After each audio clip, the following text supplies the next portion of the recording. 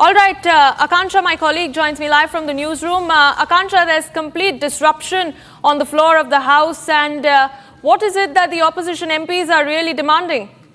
Well, absolutely. You see, just 2 minutes after the proceedings began in Rajya Sabha, in fact, just at 12:02, it was adjourned, and 10 minutes into the proceedings of Lok Sabha, it also got adjourned amid the ruckus that was created by the opposition parties. Since morning, they are raising multiple issues. The first one being the resignation by the Vice President Jagdeep Dhankhar. They are saying that there's more to this than meets the eye. The second one is the protest at the Makar Dwar regarding the Bihar survey that is currently underway. There were a lot of ruckus regarding that as well. And just a while back, we also heard slogans related to Manipur as well as soon as the Lok Sabha began. So there was a lot of ruckus in both the houses, a lot of, in fact, sloganeering that was done by the opposition parties. And that is the reason why now multiple times since yesterday, we are seeing that again and again, Lok Sabha and Rajya Sabha is getting adjourned. But what is very important to note here is that just after 2 minutes of Rajya Sabha starting, it got adjourned at 12:02,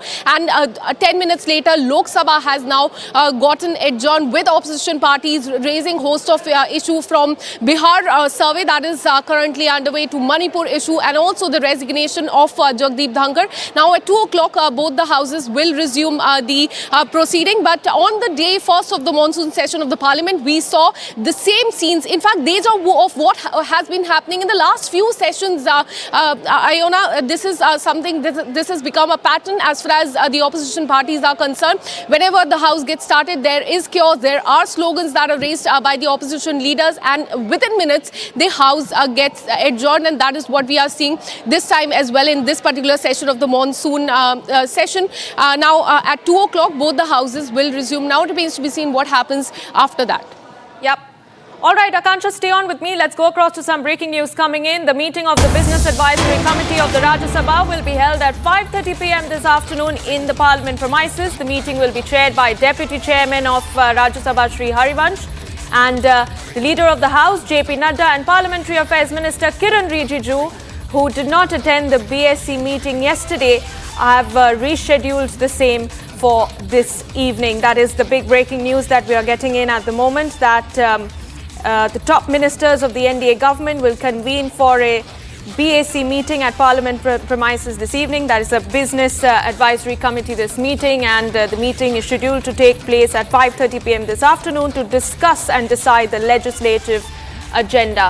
Akansha, my colleague, continues to remain with us from the newsroom. Akansha, take us through the details of this meeting. What are we anticipating? What's on the agenda? And more importantly, do we expect the Vice President's sudden exit to be a part of the discussion? Well, see, what we're learning so far is that this crucial meeting of Business Advisory Committee of Rajya Sabha will be held at 5:30 today, and this meeting will be chaired by Deputy Chairperson of Rajya Sabha, Harivansh, and this today will be attended by JP Nadda and also Kiran Rijiju is what we are learning. Remember, there was a chorus on the BAC meeting that took place yesterday. Now, the opposition party leaders are saying that JP Nadda and Kiran Rijiju were not part of this crucial Business Advisory Committee meeting, and it is a claim that is coming from the Congress party that Dhankhar, the ex-Vice President now, was upset over the absence of Nadda, the Leader of the House, and Rijiju, who is the Parliamentary Affairs Minister. But today, what we're learning so far is that again this meeting will take place at 5:30.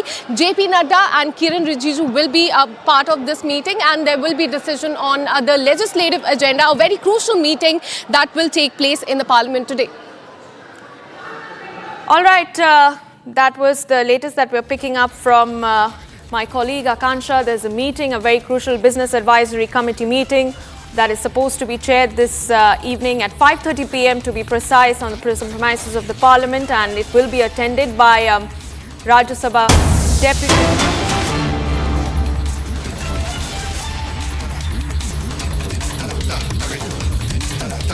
All right, let's go across to more breaking news coming in. We believe that the Prime Minister has now issued a statement on the resignation of Vice President Jagdeep Dhankhar. This is a quote on social media platform X. He says, and I quote, that Shri Jagdeep Dhankhar ji has got many opportunities to serve our country in various capacities, including as the Vice President of India.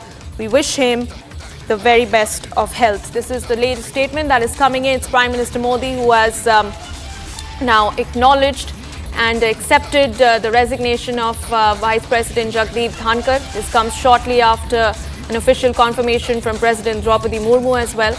Now, this is the first statement that is coming in from the Prime Minister, who has essentially gone on to laud the work that Jagdeep Dhankhar has done for so many decades in the realm of politics, and he's also wishing him good health.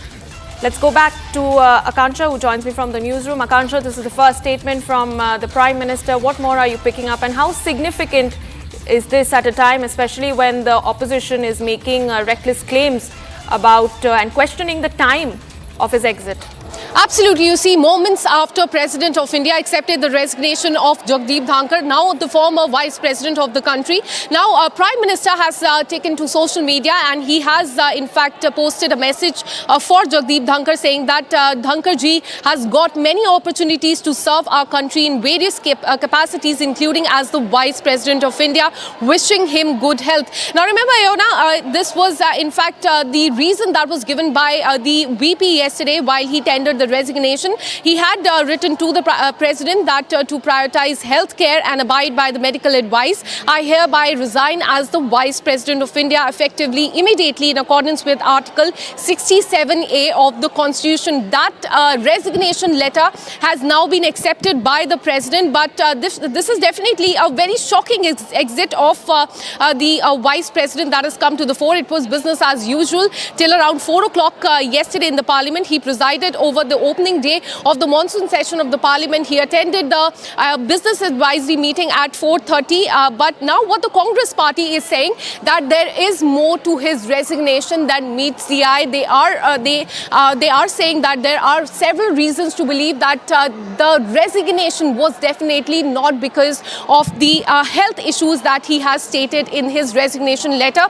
But now that he has quit already, he has tendered his resignation and it has been accepted by the President of the country. Prime Minister has also tweeted, he has said that he got many opportunities to serve the country in various capacities, including as the Vice President of the country, and he wished him good health. Right. Akanksha, let's go back to what happened in the BAC meeting yesterday evening. We're learning that Kiran Rijiju and JP Nadda were not a part of the meeting, and essentially after the fallout of the Vice President's sudden exit has essentially gone on to, the Congress party making reckless claims about there might be some sort of rift, that some sort of unsaid rift between the top command of the NDA government and between Vice President Dhankhar. But Nadda has essentially come out and he's refuted all these claims, and he said that off record he had gone on and told Vice President Dhankhar that he will not be attending this all-crucial meeting of the BSc yesterday in Parliament. Well, absolutely, Ayona. Let me take you through what happened yesterday between 1 o'clock to 4:30, and that is a very crucial time. Remember, he presided over the opening of the monsoon session of the Parliament, the ex-Vice President, now Jagdeep Dhankhar.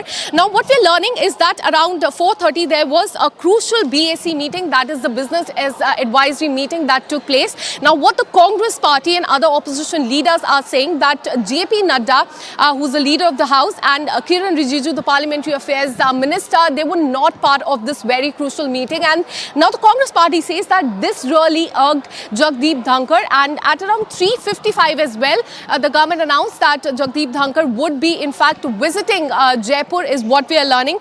But despite all this, what the Congress party says, that he was not happy with the absence of JP Nadda, Kiran Rijiju, and there is more to his resignation that meets the eye. But as far as the BAC meeting is concerned, today JP Nadda told media persons just ahead of the day 2 of the monsoon session of the Parliament that in fact he had another important meeting to attend, and that's why he was not part of that particular BAC meeting that took place at 4:30 yesterday. And there is nothing to speculate as far as that meeting is concerned. So he has cleared the air as far as those speculation by the Congress party are concerned, but they are still not satisfied. They want answers from the government as to what led to the sudden resignation of Jagdeep Dhankhar. They are saying that there is more to this resignation that meets the eye. Health reason is definitely not one of the reasons why he has resigned, and the government must reveal as to why Jagdeep Dhankhar had to tender his resignation so abruptly on the day he presided over the opening of the monsoon session of the parliament. Several questions coming in from the opposition leaders as far as this is concerned, but we are showing our viewers also the reactions coming in from the NDA leaders, and they are saying that in the last 1 year, Jagdeep Dhankhar was suffering from health issues. In fact, Renuka Chaudhary, the MOS Health also came on to say that in Uttarakhand he had suffered from the health issues. This is in fact the clarification that is coming in from the NDA leaders, but the Congress leaders and the other opposition leaders are not satisfied. There's a whole chorus over what led to the sudden resignation of Jagdeep Dhankhar. But now that he has tendered his resignation, it has been accepted by the President as well. Now the Prime Minister Narendra Modi has wished him good health. Yeah. Akansha, what next? Because like you rightly pointed out, there will be a debate in Parliament. Like I have been mentioning that, the Congress has raised some very pertinent questions about a sudden exit, whereas the NDA members have, continuously maintained that this decision has been taken in his own capacity. What is it that we can really expect in Sansad as far as this controversy is concerned? Because the Congress, we believe, and as we can see, is not going to let this go anytime soon, and they do intend to, likely corner the Modi government over this issue. Well, absolutely. You see, the post of the Vice President is a constitutional post, and this is a rare midterm vacancy that has come to the fore. Now it remains to be seen when the elections will be held for this particular position that now lies vacant. Now that is something that remains to be seen. But right now in the Parliament, we are seeing that all the other issues have been superseded by this particular issue of the resignation of Jagdeep Dhankhar. Since morning, we are getting the reactions coming in from the opposition leaders, from Congress party and other various parties. They are saying that there is more to this entire saga that meets the eye, and the government should come forward and they must answer what led to the sudden resignation of Jagdeep Dhankhar, because several Congress leaders have said that at 4:30 yesterday there was a BAC meeting. The Union Minister JP Nadda was not part of it, and this really irked Jagdeep Dhankhar. Back to you, studio. All right. Thank you, Akansha, for giving us those very crucial details as far as the story is concerned. We're tracking this very closely, viewers. Meanwhile, let's quickly listen into some of the exclusive reactions that we're getting in from Parliament. Yes, everybody was very shocked and taken aback. No one saw this coming, and I don't know what compulsions or what reasons, but I wish him all the best for good health. And that is our primary focus, as he said, that for health reasons he's resigning. I hope there is nothing that serious about it, and we wish him good health. What does Akali Dal feel about it? Because everyone is stating that VP looked better yesterday. He convened Rajya Sabha. BSc meeting was also convened by him. Are you also of the opinion of the same, what opposition party leaders are mostly stating? I don't know what opposition parties are saying. I have not had an opportunity to meet him, so I cannot comment on it. I can just go by the letter and what is in the social media, and I can just say that we are very shocked and saddened, whatever happened, and we pray for his good health. Ma'am, what's your point of view on the resignation of Vice President? Because Congress is stating that there's more that meets the eye. Well, it's very shocking, very surprising. Nobody expected, because just yesterday was the first day of the monsoon session, and Honorable Vice President, who's also the chairman of Rajya Sabha, was present during the entire proceedings, and he conducted the House very well. And generally, as a chairman, we've seen him very energetic and always, participating in the House. And suddenly his resignation comes up. So that is definitely unexpected. But he's also cited health reasons. So I don't think we need to see a lot into his resignation. He's given a reason, and we've also seen that there have been a couple of episodes in the past few months where his health issues have come to the notice of all of us. So I wish him a speedy recovery, and I hope hope he gains a good health. As a union minister and of particularly this ministry, continuously it's being said by Congress party that health grounds, it doesn't feel right. You also feel the same, that health grounds is the reason? Well, he stated so and we have to believe it, and we have seen it also. It's not something... All right, while this controversy now rages on in Parliament, let's bring you that statement of ex-Vice President Jagdeep Dhankhar from the 10th of July, wherein he had spoken about his retirement. I will retire at the right time. August 2027, subject to divine intervention. All right, slipping into a very short break, but on the other side, it's a big defense boost for India. The first batch of Apache attack helicopters has now reached Jodhpur and will be deployed soon.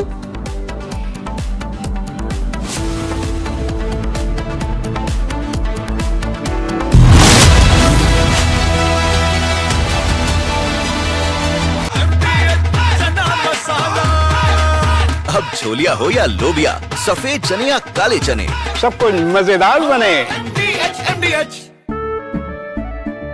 केसरिया से मन जोगी हुआ रे, दिल झूमे देखो मतवारा हुआ रे। केसरिया से मन जोगी हुआ। हर पल मनाओ केसरी त्योहार।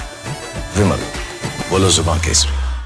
U.S. President Donald Trump makes a big statement on Iran after Iranian Foreign Minister Abbas Araghchi admits serious damage to Iran's nuclear facilities. He wrote, Iran's Foreign Minister Abbas Araghchi, on the Iran nuclear sites, damages are very severe. They are destroyed. Of course they are, just like I said, and we will do it again if necessary. As interviewed by Brett Baer, fake news CNN should immediately fire their phony reporter and apologize to me and the great pilots who obliterated Iran's nuclear sites. CNN is a major ratings loser, as is MSDNC. He reiterated claims of having obliterated Iran's nuclear sites. He even reasserted that the U.S. will not walk away from attacking Iran if they deem it to be necessary. A short time ago, the U.S. military carried out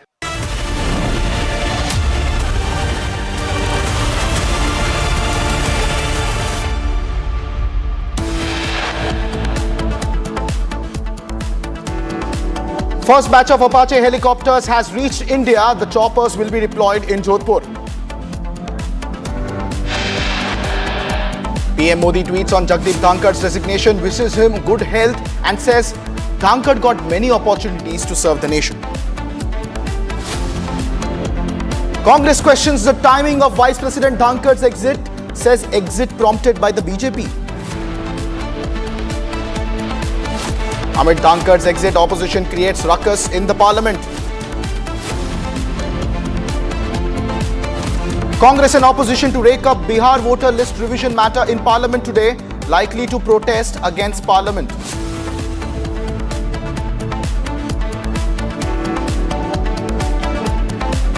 Prime Minister Modi to chair cabinet meeting in the Parliament House complex.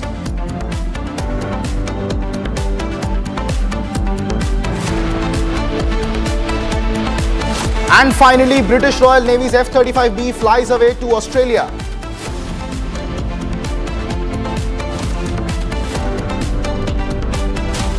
Another case of Gundaism in Maharashtra. This time, Sena workers threatened women for not speaking Marathi language.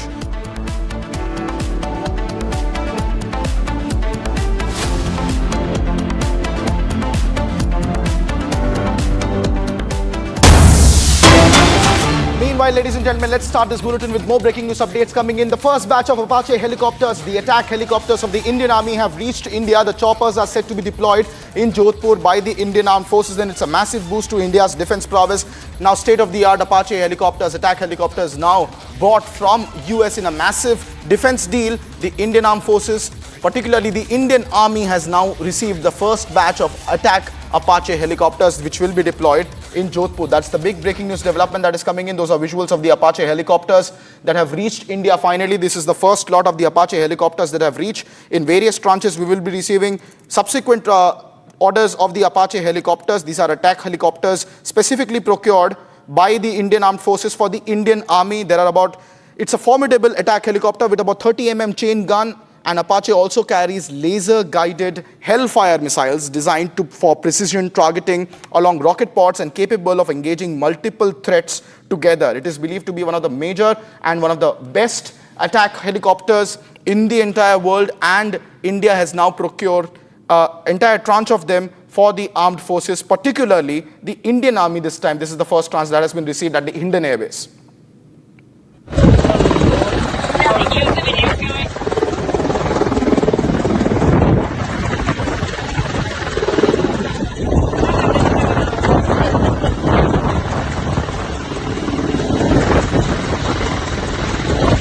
Those right there are the visuals of the Apache helicopter making landing at the Hindon Air Base after being transported from the United States. I also have my colleague Gursimran joining us live on the broadcast. Gursimran, what's the latest on the deliveries of the Apache helicopters now? Sources tell us that they are set to be deployed in Jodhpur.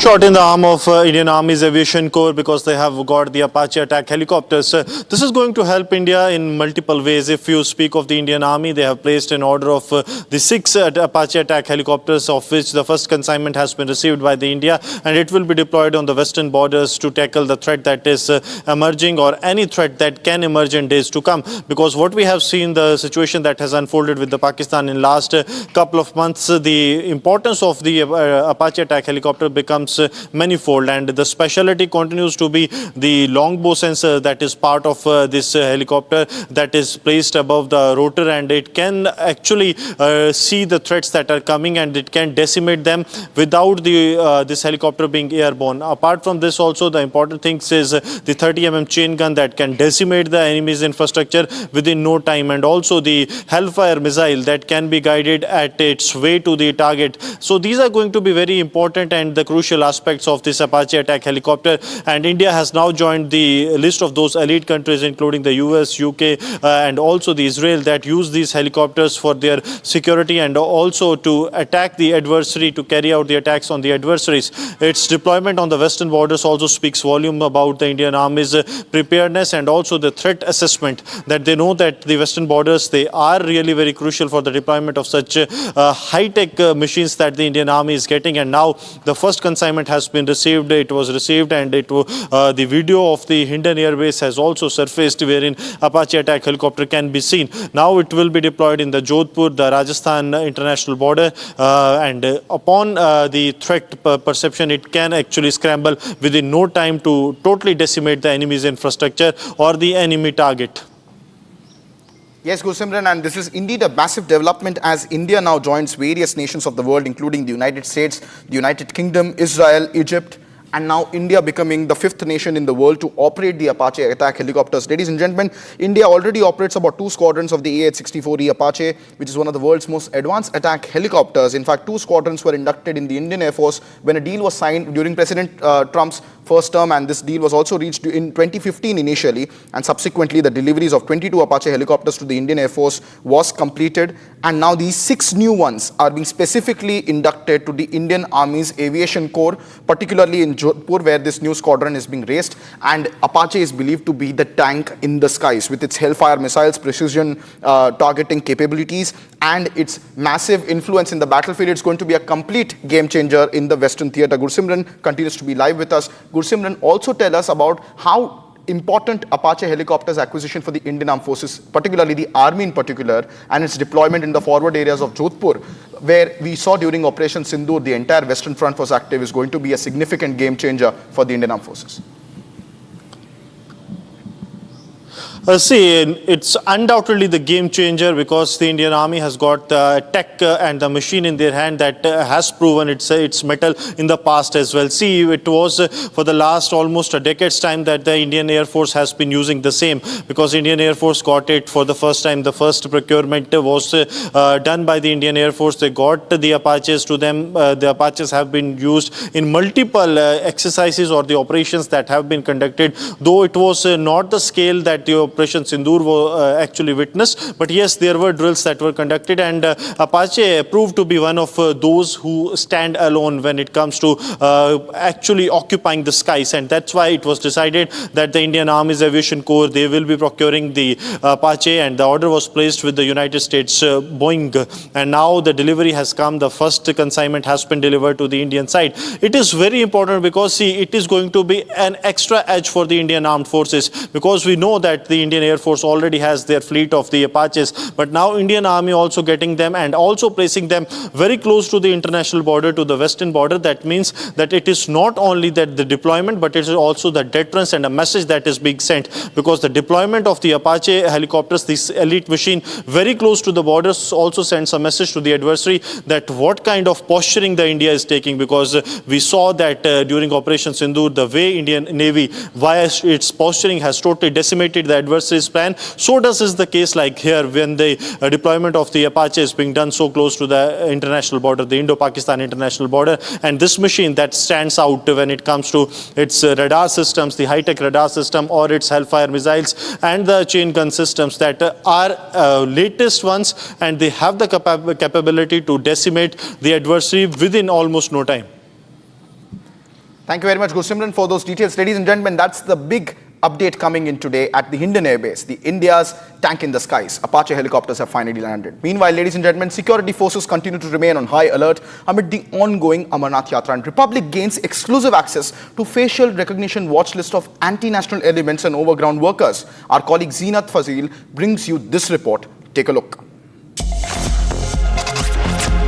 As we are covering the proceedings of the Amarnath Yatra and how the security is maintaining the tracks like the National Highway D, where from I am reporting, I'll ask my VJ Mubashir to show you what's happening here on the National Highway D, because this is the route that takes you to Baltal, and one important element that has been used this time is the facial recognition techniques that have been this time installed at all these locations where from the Yatra will travel. This is one important segment that has been introduced, where the people who travel on this road, their pictures are scanned, and almost there is already a data of around 3 lakh people, because they are the one registered with the Amarnath Yatra. Even the ones who are whether the Yatris or not Yatris, they too are getting scanned here, and in case there is some international element who is roaming around, there will be a proper hooter, the buzzer,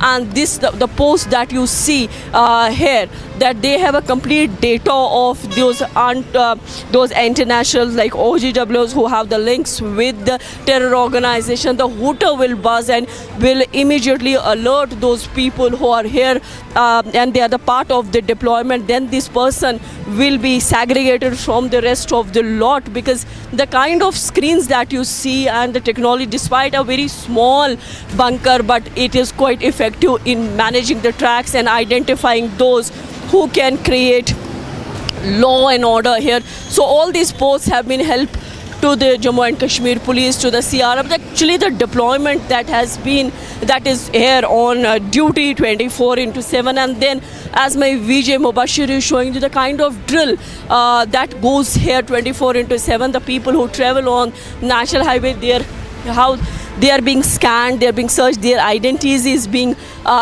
checked.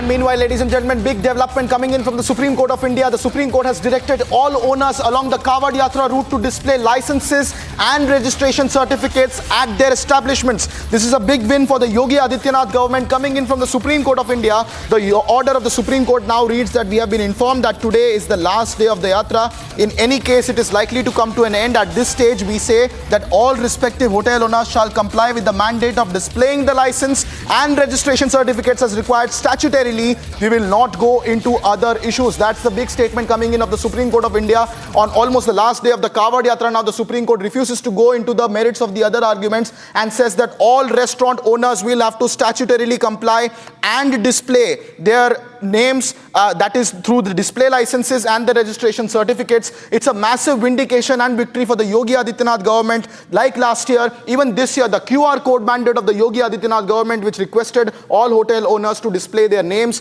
in accordance to the law, was challenged in the Supreme Court. Last year, there was a stay on this order, and now I have my colleague Rhythm joining us live on the broadcast. Rhythm, this is a massive development coming in from the Supreme Court, a big vindication for Yogi government.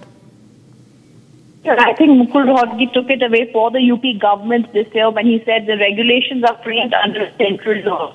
I think line put the course of the hearing into perfect understanding for the top court. They said it is not the state of UP, but it's a regulation that is under the central law. Last year they had a law and order, Mukul Rohatgi said, when the Kawadiyas were ransacking from Dhaba because of these kind of issues, and that is why the police authority had issued this order.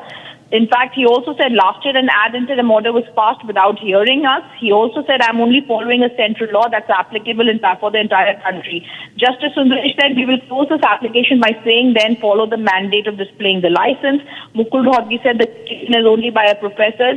There are hundreds of people on the road. None of them have come here. Justice Sundaresh said, we are not going to go into who all have come here. And I think it's also important to mention, Kruthar, there was from the other side, Dr. Abhishek Manu Singhvi and Huzefa Ahmadi, senior advocates, appear.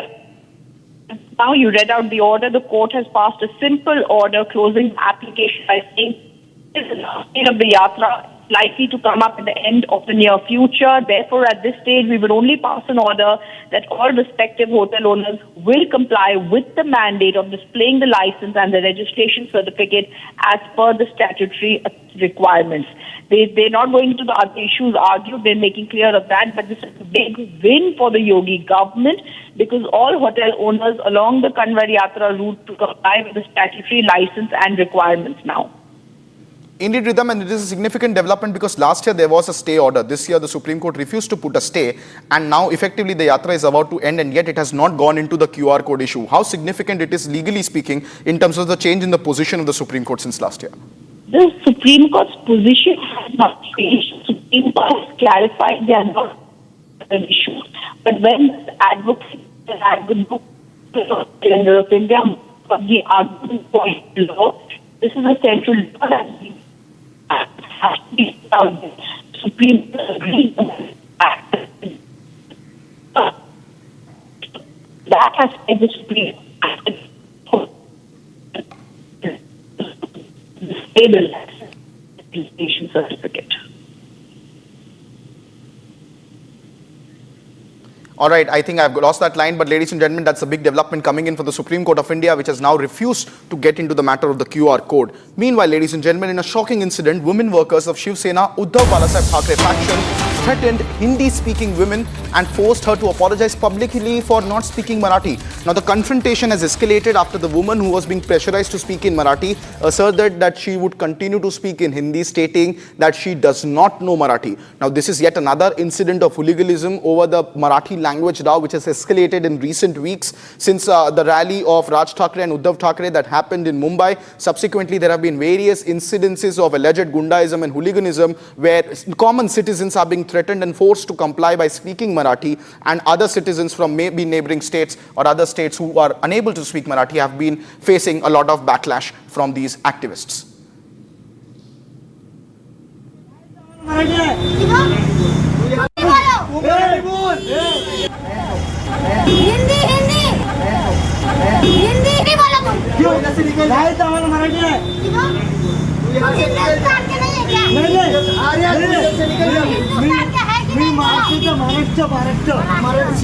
बोलो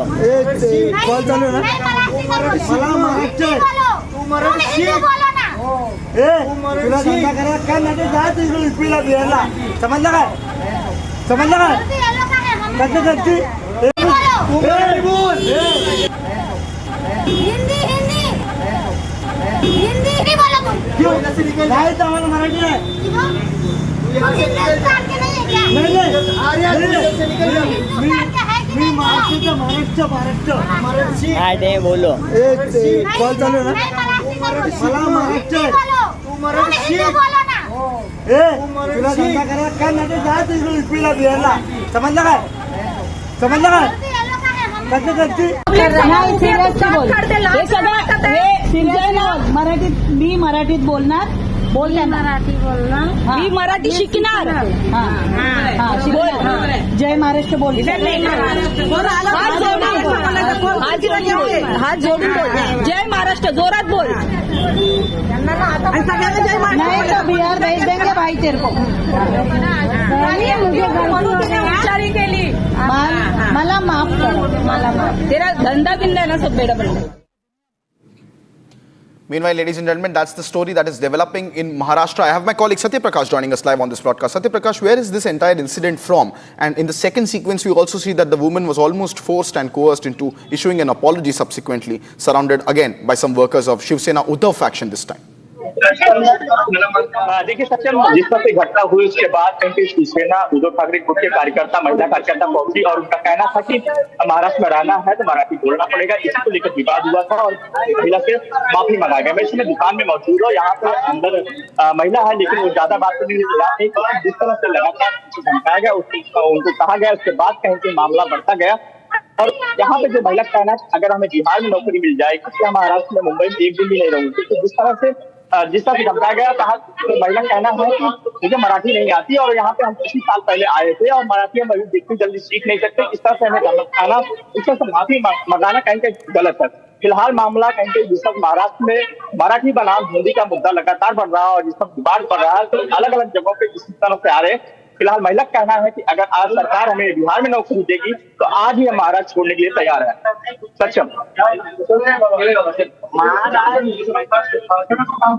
कोई छोड़ सकता है अगर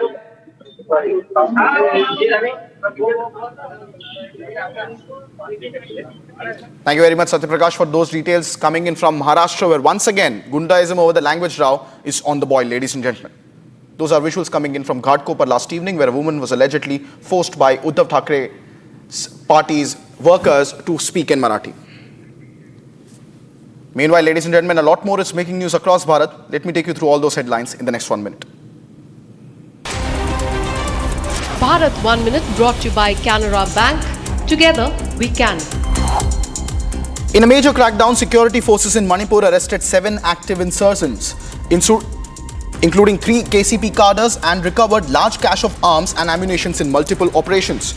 2 operations led to the recovery of 37 arms, 156 rounds of ammunition and 4 hand grenades. Additionally, 4 active UPPK cadres were also arrested.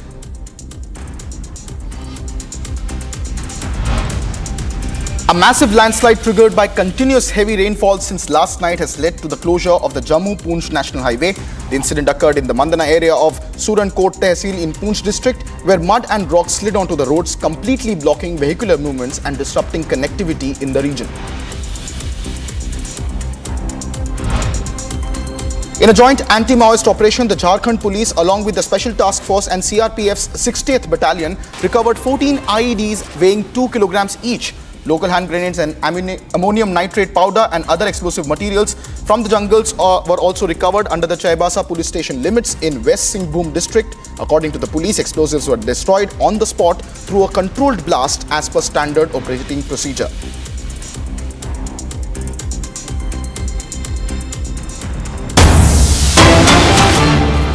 Meanwhile, ladies and gentlemen, more breaking news updates coming in now. Threat mail has created panic at the Chrysalis School in the Whitefield in Bengaluru. A security scare has gripped the Chrysalis School under the Whitefield Division police limits after the institution received a threatening email on Tuesday morning. As a precautionary measure, the school management has instructed parents to pick up their children by 11:30 a.m., citing safety concerns. After Delhi, now it is the Bengaluru city which is now receiving more threats. It's a shocking development there, where the Chrysalis School in the Whitefield area of Bengaluru had received a bomb threat, following which students were picked up by their parents by 11:30 a.m. this morning. The security forces and the police have plunged into action, and necessary prerequisite checks are also being carried out. I'll soon be joined by my colleague from our Bengaluru newsroom with more details on that story. But ladies and gentlemen, that's the big breaking news update. A threat mail has been received in Bengaluru school now. This is the Chrysalis school in the Whitefield area of Bengaluru. Earlier this morning, the threat mail was received by the school authorities. This is inside the Whitefield Division police limits. And after this, the school soon informed all the parents, following which all the students were evacuated from the school and sent back by 11:30 a.m. this morning. Now, the school management has instructed all the parents to take back their children. Meanwhile, the police authorities have reached the location and subsequent measures are being taken. But this is the first incident of threat mail received in Bengaluru. My colleague Abhishek joins us live from our Bengaluru newsroom. Abhishek, what's the latest on this bomb threat? How far have the security and the authorities there reached in cordoning off the area and carrying out the further proceedings? Kritha, this is not the first time that the schools have been receiving bomb threats over email in Bengaluru. This is the third such incident in the last 1 year, whereas we have seen a couple of schools which have already, as soon as they received the message, they had evacuated the schools in the previous instance. Now this has happened in the Whitefield limits, where the school had also received one such email from an unknown sender. Chrysalis school is the school which also sent the messages to the parents to pick up their children at around 11:30 in the morning, saying that there is a bomb threat to the school, and also they have informed the parents to pick their children up so that the school can be evacuated and completely sanitized by the police. After the police who received this mail or the call from the school, they reached the school, and to make sure that there is no bomb, they had a clear check out throughout the school, and the school has been sanitized as of now. And also it has been come to the notice that it is a hoax which was sent to the school's email ID, and we, especially the police, are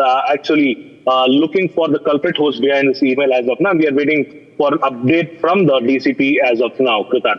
Thank you very much, Abhishek, for tracking those details. Ladies and gentlemen, at this point of time, the situation continues to remain under control with further investigation underway. Meanwhile,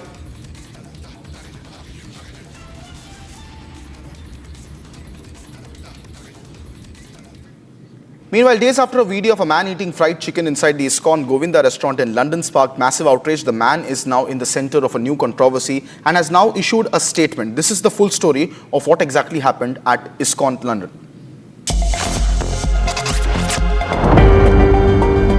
Few days ago, a shocking incident unfolded at ISKCON's Govinda restaurant, a well-known pure vegetarian establishment, when a British youth of African descent entered the premises and asked if they served meat.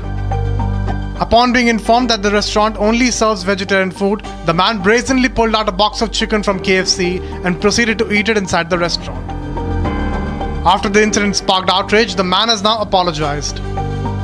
My actions were ill-timed, irresponsible, and after doing my research on the restaurant, seeing that that restaurant is very predominantly dominated by Hindu people, where they believe in no violence and peaceful behaviors towards animals as well as people, my actions came off as offensive towards the community, and I would like to come here and offer a heartfelt, sincere apology for my actions.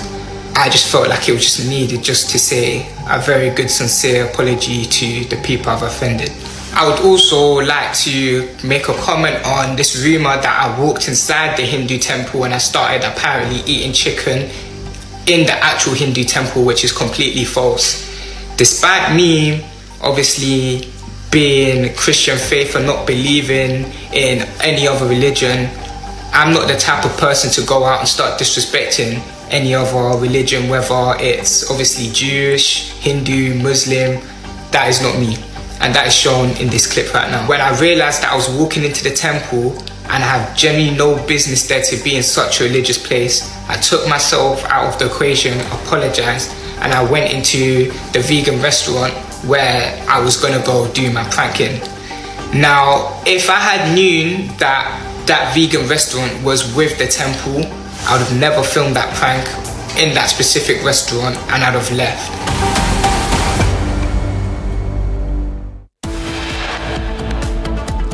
Coming up next on Live and Breaking, Congress questions the timing of Vice President of India's resignation, says it is prompted by the BJP.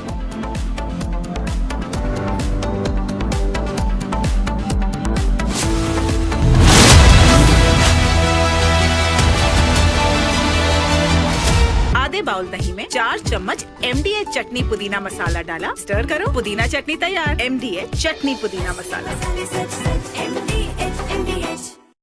U.S. President Donald Trump makes a big statement on Iran after Iranian Foreign Minister Abbas Araghchi admits serious damage to Iran's nuclear facilities. He wrote, Iran's Foreign Minister Abbas Araghchi, on the Iran nuclear sites, damages are very severe. They are destroyed. Of course they are, just like I said, and we will do it again if necessary. As interviewed by Brett Baer, fake news CNN should immediately fire their phony reporter and apologize to me and the great pilots who obliterated Iran's nuclear sites. CNN is a major ratings loser, as is MSDNC. He reiterated claims of having obliterated Iran's nuclear sites.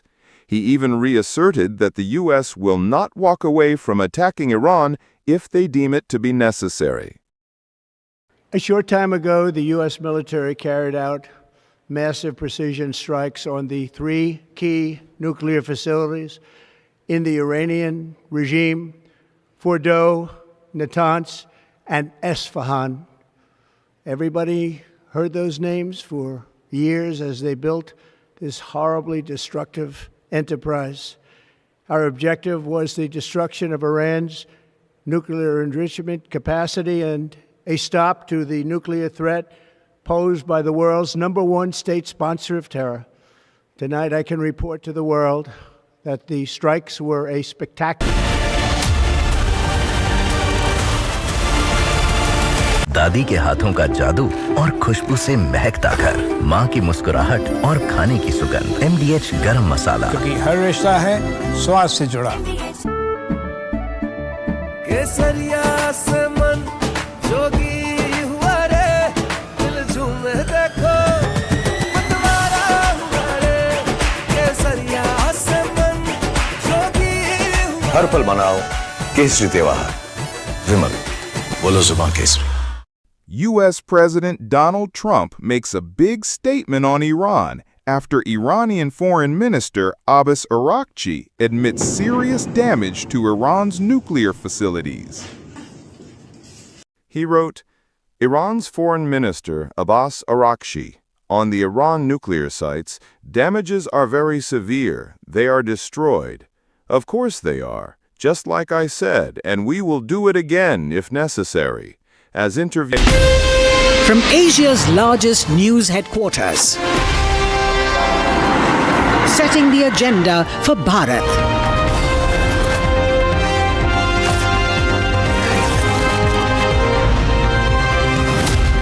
You're watching Republic.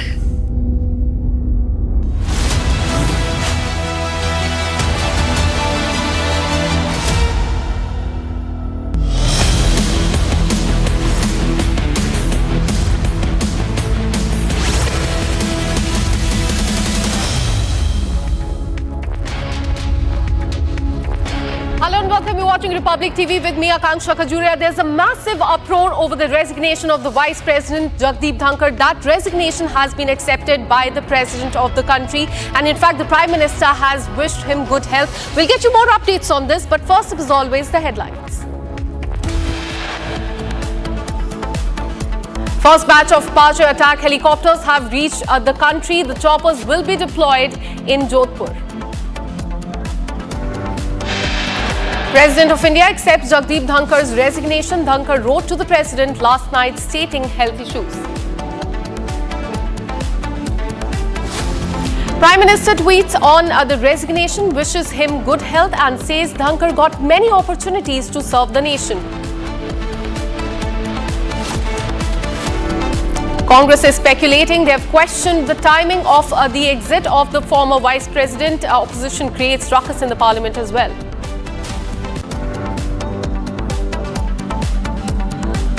Congress and the opposition parties are raking up Bihar voter list revision matter in the Parliament, likely to protest against that in Parliament today.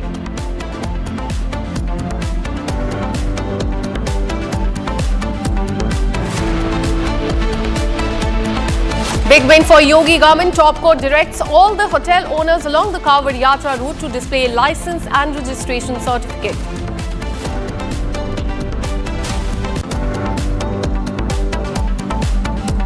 F-35B fighter jet flies out to Australia after being stranded in India for nearly a month.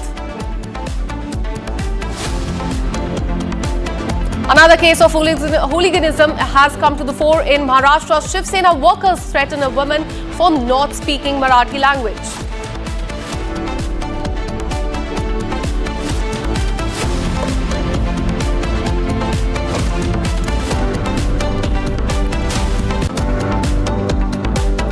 Today is day 2 of the monsoon session of the Parliament, and we have a breaking news update coming in from the Parliament. Rajya Sabha BAC, which is the Business Advisory Committee, will be deciding on the timings of the discussion on Operation Sindoor. In fact, this meeting is all set to take place at 5:30 p.m. is what we're learning today. And Deputy Chairman too will be in fact convening this BAC meeting. Remember, yesterday this meeting was convened by Jagdeep Dhankhar, who has resigned as Vice President of the country, and now this BAC meeting, a very crucial meeting that will be deciding on the legislative agenda, will take place at 5:30 today. And very importantly, this meeting will decide on the timing of the discussion on Operation Sindoor.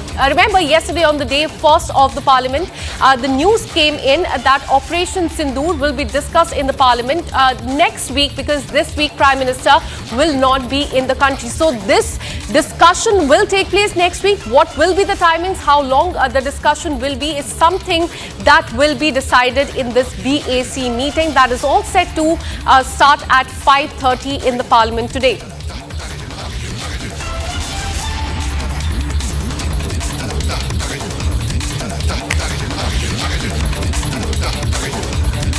All right, so this crucial meeting will take place in the Parliament today. BAC will decide on the legislative agenda, but most importantly, they will decide on the timing of the discussion on Operation Sindoor, something that opposition parties want the government to discuss. Let me go across to my colleague Harsha, who's been tracking this story very closely. Harsha, tell us about what is slated to be discussed in this crucial meeting at 5:30, because we're learning that the timing of the discussion of Operation Sindoor might be discussed in this. Give us more details. Yes, Akanksha. So the Business Advisory Committee meeting of Rajya Sabha will be convened by Deputy Chairman, and it will be now at 5:30 p.m. Earlier it was scheduled at 1 o'clock, but now the timings have been changed. As we already know, in Lok Sabha, the Operation Sindoor discussion timings have already been allotted, which is almost 16 hours. But in Rajya Sabha, it couldn't be decided yesterday because there was no consensus. Twice the meeting happened yesterday of the Rajya Sabha. Of the Rajya Sabha, as we very well know, at around 1 o'clock first the meeting took place. Then at around 4:30 p.m. the meeting took place, and in the yesterday's meeting as well, all the members of the Parliament stated that there was no consensus. Also, JP Nadda and Kiran Rijiju were not present at the 4:30 p.m. meeting yesterday. So today again the meeting at 5:30 p.m. will be convened by Deputy Chairman, and likely today the final consensus will be reached out by all the members of Parliament, where the timings of the Operation Sindoor will be decided, and how much timing will be allotted for the Rajya Sabha Member of Parliament to discuss on Pahalgam and Operation Sindoor, because already the timings of the other bills have already been discussed. About the income tax bill, the Port and the Manipur bill, timings have already been decided. Now it's Operation Sindoor, which the discussion is very important, because the opposition was since day one speaking about the discussion and debate on Operation Sindoor and Pahalgam. So finally, Rajya Sabha timings will also be likely decided today at around 5:30 p.m. when the meeting will take place. Back to you. Absolutely, Harsha. Thank you for all the details. Let me also bring in Soumya, who's reporting live from the Parliament. Soumya, so tell us about the discussion on Operation Sindoor. Remember, the central government said that they are willing to discuss all the issues, including Operation Sindoor. So in Lok Sabha, that discussion will take place for 16 hours next week. What are you learning about as far as Rajya Sabha is concerned? Yes, well, Akanksha, see, it was made very clear by our Parliamentary Affairs Minister Kiren Rijiju on Sunday when the all-party meeting took place, wherein the agendas of the ongoing monsoon sessions were discussed, and wherein all the MPs and all the leaders of the opposition parties raised that they want to have a discussion on various issues. One of the three major issues were related to Operation Sindoor, the Pahalgam attack, which raised questions around the security, the national security, and also the foreign policy, because we saw over the months how President Trump took a claim of brokering the ceasefire between India and Pakistan on 10th of May, when the ceasefire agreement was reached between the two countries, post the escalation that lasted for 4 days.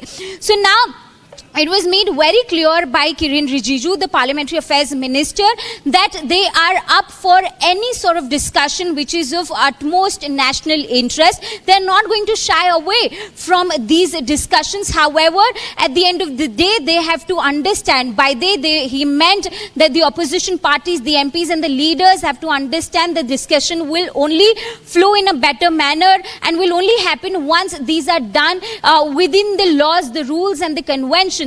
So the NDA leaders, the MPs have reiterated this position with regards to discussion inside the parliament. So yesterday we saw post the BAC meetings how there was a consensus that was reached upon the discussion on inside Lok Sabha with regards to Operation Sindoor, how it will go on for 16 hours and next week. However, as correctly mentioned by my colleague Harsha few minutes back, that no such consensus was reached with regards to discussions on Operation Sindoor and Pahalgam attack, with regards to discussions inside the upper house, the Rajya Sabha. So for that very reason, the BAC, which is slated to take place later in the evening at 5:30 p.m., in that meeting it will be again discussed with regards to when should the discussion happen, how many hours will be allocated to this discussion. So we'll have to wait and watch as to what comes out, what pans out post 5:30 p.m.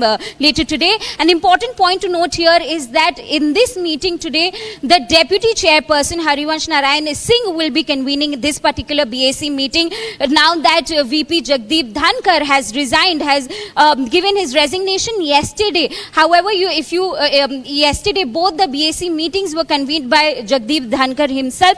Now, post his resignation, it will be convened by the Deputy Chairperson of the Upper House. Absolutely. So all eyes will be on this crucial BAC meeting that will take place at 5:30 to decide on the timeline of when the Operation Sindoor will be discussed. In fact, both of you stay on with us. There's a massive uproar in the parliament over the resignation of Jagdeep Dhankhar as the Vice President. Now that resignation has been accepted by the President of the country. In fact, remember, he had cited health issues as the reason for vacating the constitutional post. But now the opposition parties are not satisfied with the reason. They claim that there is more to this sudden resignation than meets the eye.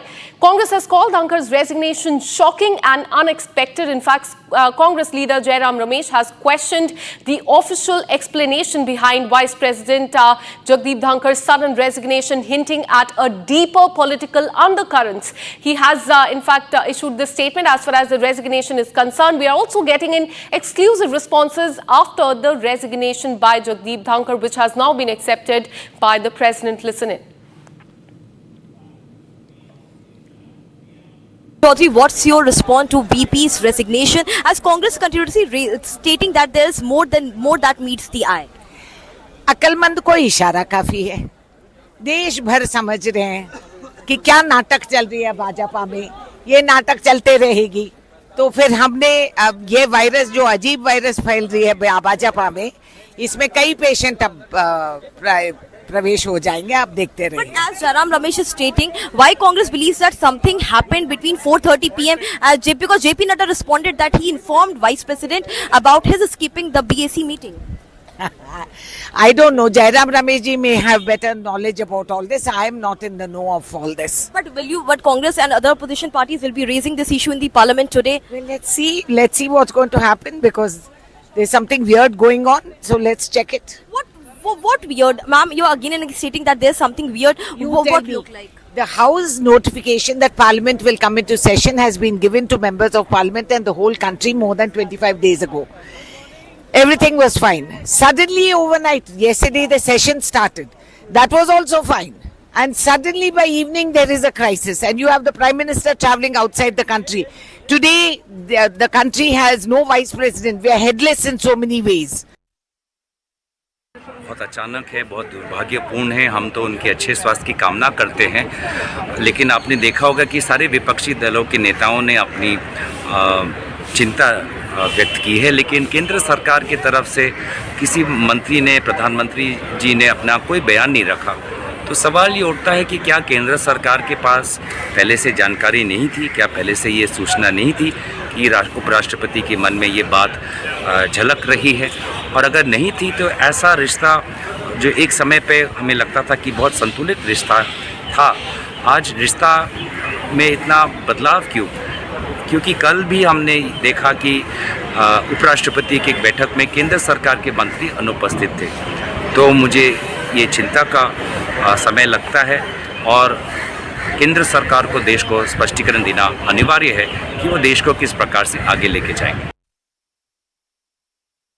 देखिए, पूरा दिन आप काम कर रहे हैं, पूरा दिन आप बैठ करके वर्क कर रहे हैं और सबसे मिल भी रहे हैं और सदन सुचारू रूप से चला रहे हैं और अचानक आप एकदम इस्तीफा देते हैं, तो इसके पीछे कोई ना कोई कारण है, कुछ तो राज है जिसके पर्दादारी है। तो आप लोग क्या ये कह रहे हैं, तमाम विपक्षी पार्टियां, क्या आप लोग इस मुद्दे को क्या सदन में उठाने वाले हैं? क्योंकि जिस तरह से आप लोग के लगातार ट्वीट देखने को मिल रहे हैं, लग रहा है कि आप लोग को ये बात हजम नहीं हो रही है कि वो स्वास्थ्य कारणों से उन्होंने इस्तीफा दिया है। देखिए, स्वास्थ्य कारणों से इस्तीफा होता तो कोई ना कोई स्वास्थ्य का कारण दिखाई देता।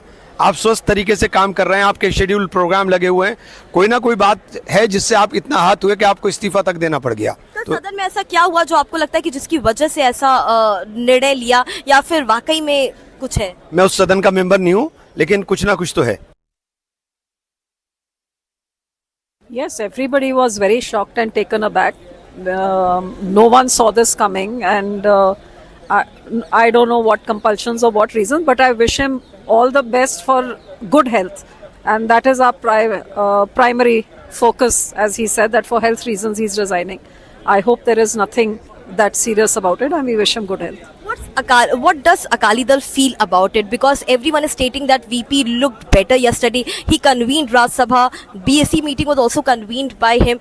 Are you also of the opinion of the same what opposition party leaders are mostly stating? I don't know what opposition parties are saying. I have not had an opportunity to meet him, so I cannot comment on it. I can just go by the letter and what is in the social media, and I can just say that we are very shocked and saddened, whatever happened, and we pray for his good health.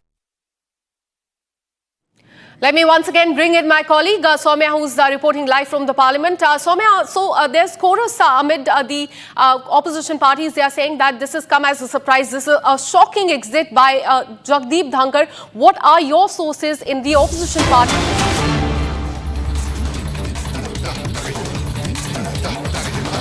In fact, Soumya, stay on with us. We have a breaking news coming in as far as MiG 21 is concerned.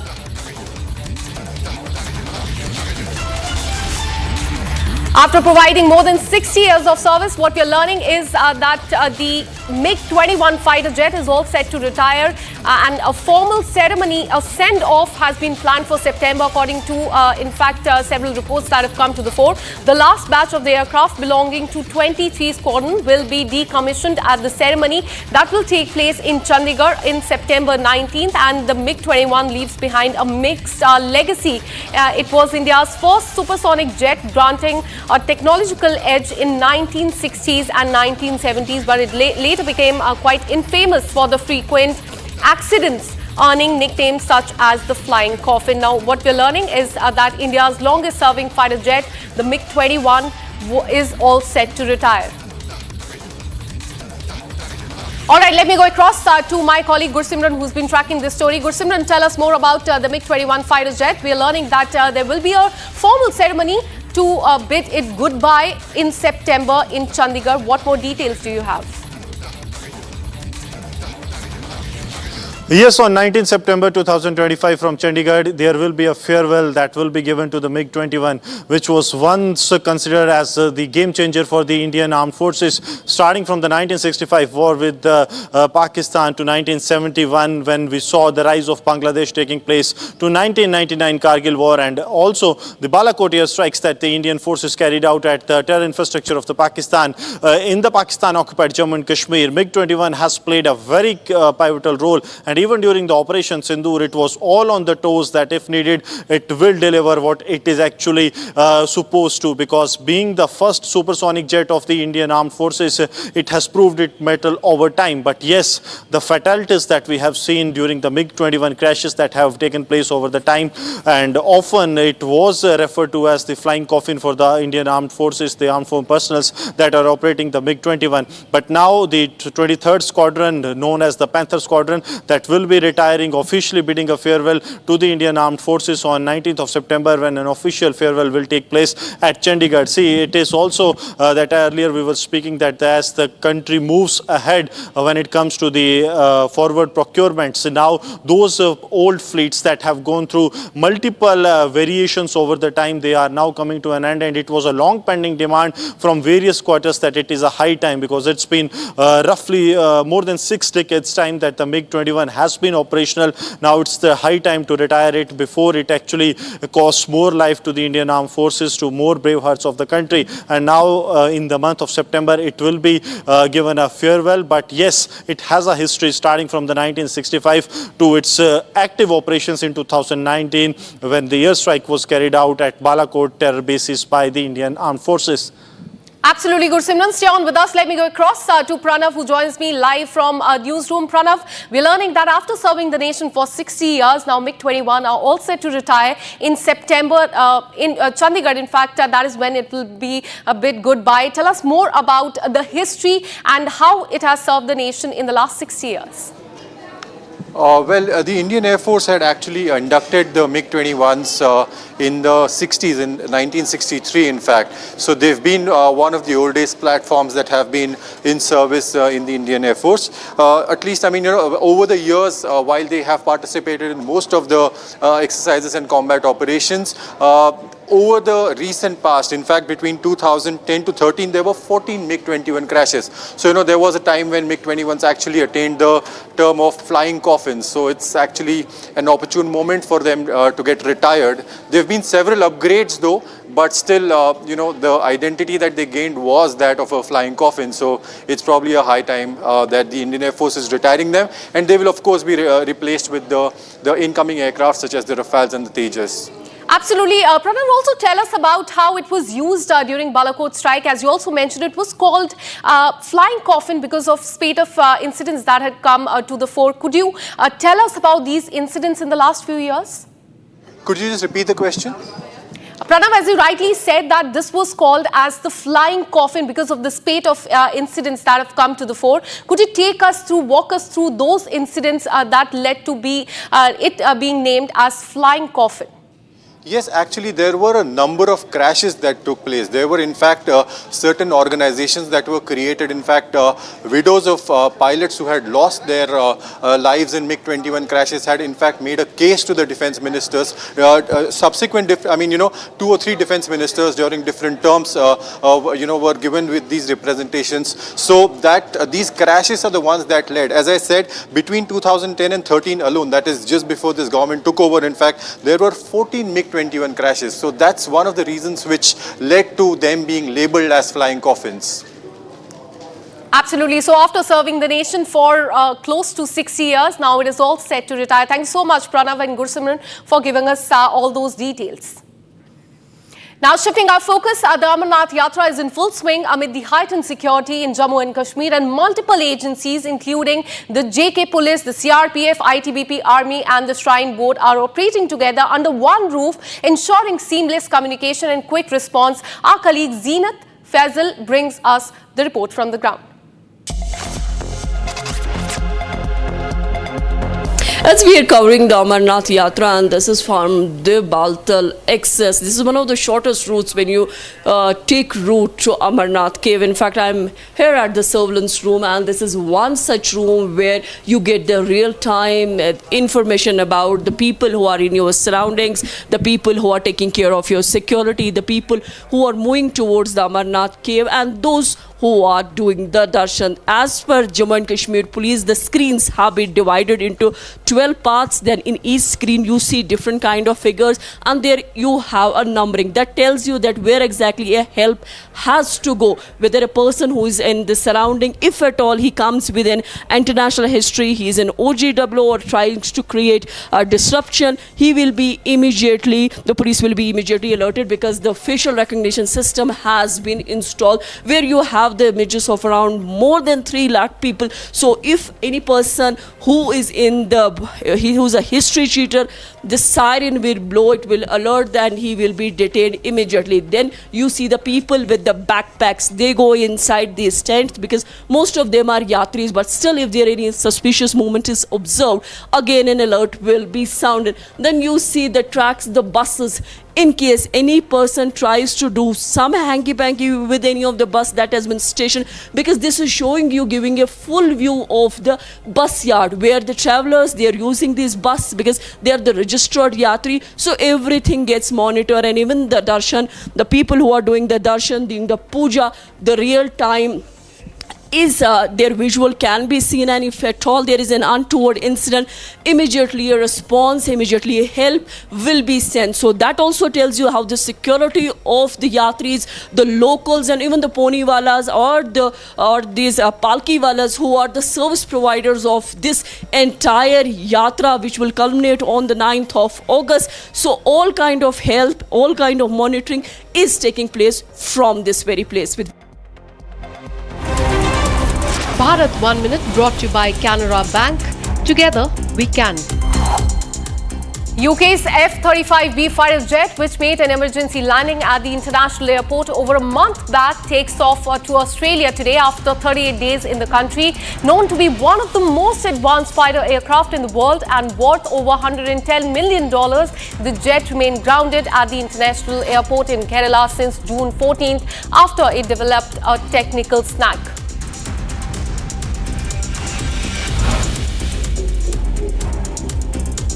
The Uttarakhand police shot and injured a cow smuggler during the encounter in Udham Singh Nagar. One of the cow smuggler was shot in the leg by the police officials and arrested from the spot. The opposition MLA staged massive protests outside the Bihar Vidhan Sabha in Patna against the Election Commission's special intensive revision ahead of the Bihar Assembly elections. The Bihar Assembly Speaker slammed the opposition parties, saying that the opposition MLAs only want to create ruckus and people of the state are witnessing their tactics.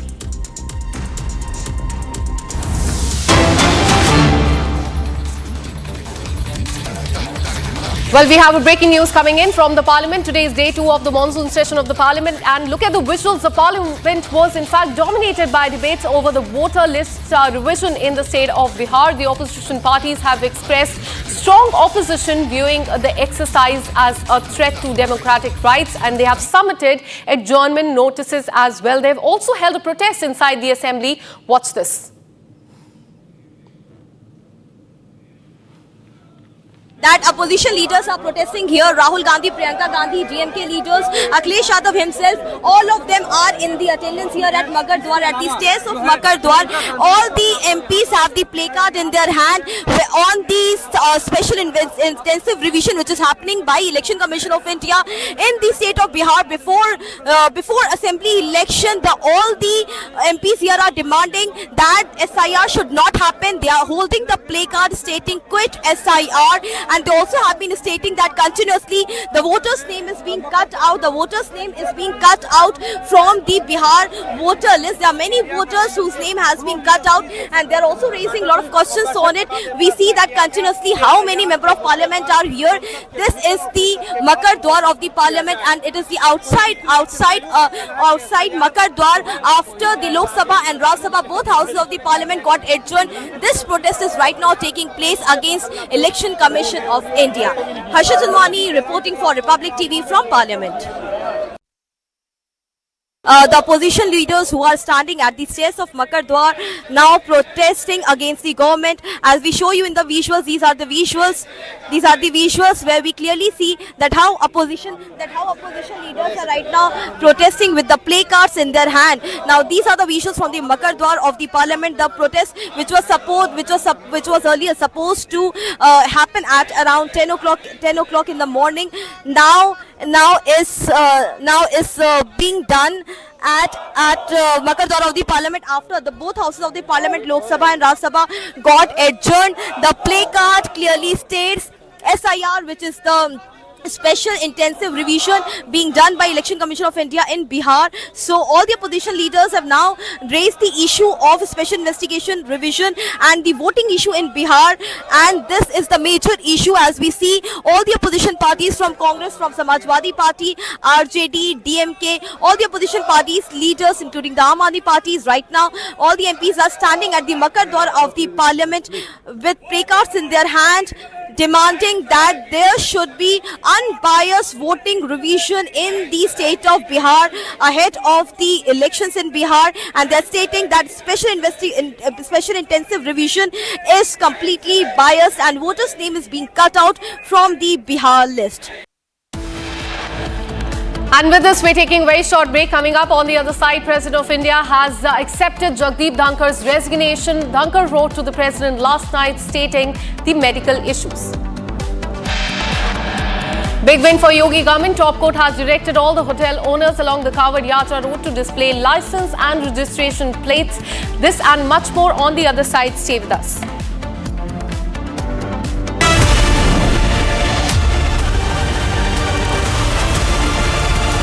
MDH की हल्दी मिर्ची धनिया करे कमाल, ये रंग दे, ये खुशबू दे, ये तीखा, ये कम पड़े, क्या निराला MDH masala.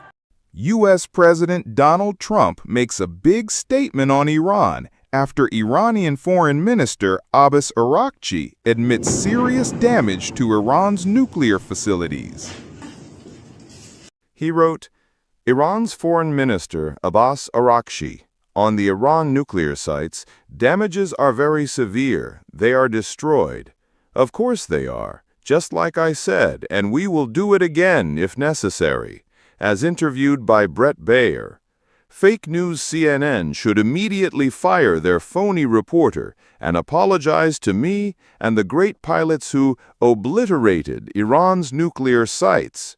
CNN is a major ratings loser, as is MSDNC. He reiterated claims of having obliterated Iran's nuclear sites. He even reasserted that the U.S. will not walk away from attacking Iran if they deem it to be necessary. A short time ago, the U.S. military carried out massive precision strikes on the three key nuclear facilities in the Iranian regime: Fordow, Natanz, and Esfahan. Everybody heard those names for years as they built this horribly destructive enterprise. Our objective was the destruction of Iran's nuclear enrichment.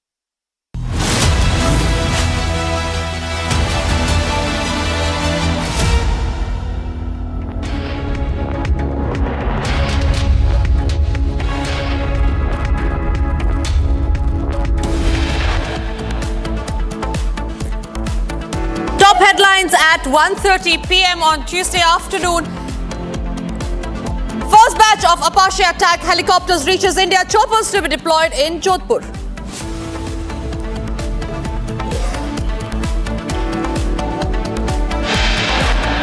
Indian Air Force to retire MiG-21 fighter jets this September after over 60 years in service. President of India accepts Dhankhar's resignation. The ex-Vice President wrote to President last night.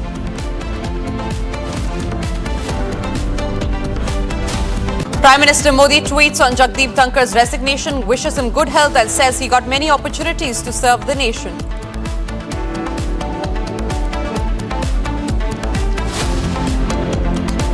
Big win for Yogi government. Top court directs all hotel owners along Dhankhar Yatra route to display license registration certificate.